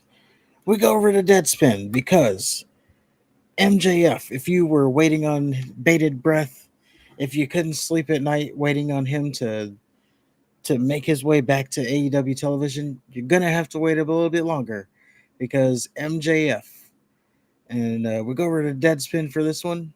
It's reported that he is going to be in a movie. What movie, you may ask? That movie is Happy Gilmore 2. Yes. For some reason they are for some reason they are doing another Happy Gilmore movie. Well, I know the reason. It's because it ain't working out for old Mr. Sandler with his other movies. But MJF will be reprising a role in the movie. He won't be reprising anything. What do you mean? Reprising a role would mean that he's coming back to the same role. Okay. Well, don't he's gonna don't use the wrong shit, and I won't say anything. He's going to be starring. I don't know how much of a starring is, but he's going to be playing one of Happy Gilmore's sons. That being Adam Sandler is, I assume, will be Happy Gilmore still. Also to note, Travis Kelce is going to be in that. Well, he said that he's ready to star or something. I don't think that's been confirmed. Well, he may or may not be in that. Shooter McGavin, he's going to be in it. Let's go ahead and just read it here.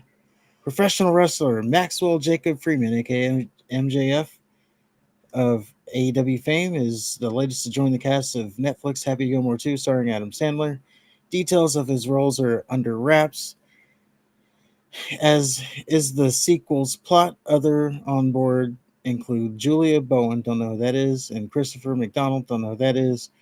Reprise, there it is, their respective roles as Virginia Vignette. Did you watch Shooter Happy McGavin. Gilmore? Yes. Okay, Julie Bowen's the chick.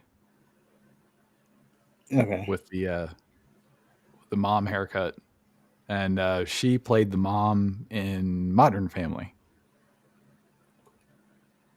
Okay. Gotcha. I know who that is now. And then Christopher McDonald apparently appeared Shooter McGavin, so definitely know who that is. I don't think we'll get a cameo from Barb Barker. Probably not. Taste.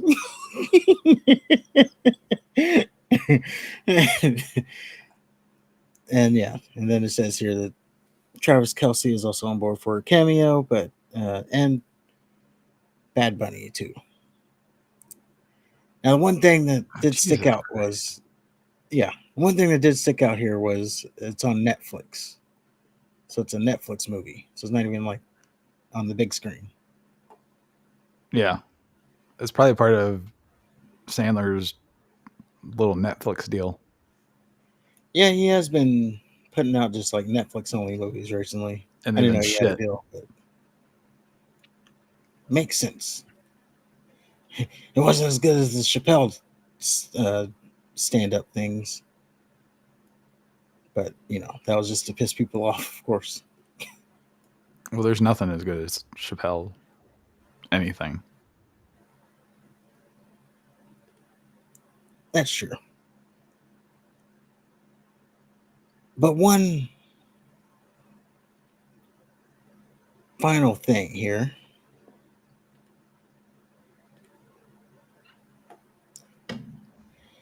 So a year ago, or when they announced that WWE is going to WrestleMania in Las Vegas in 41, I remember saying out loud that this show will be at WrestleMania 41.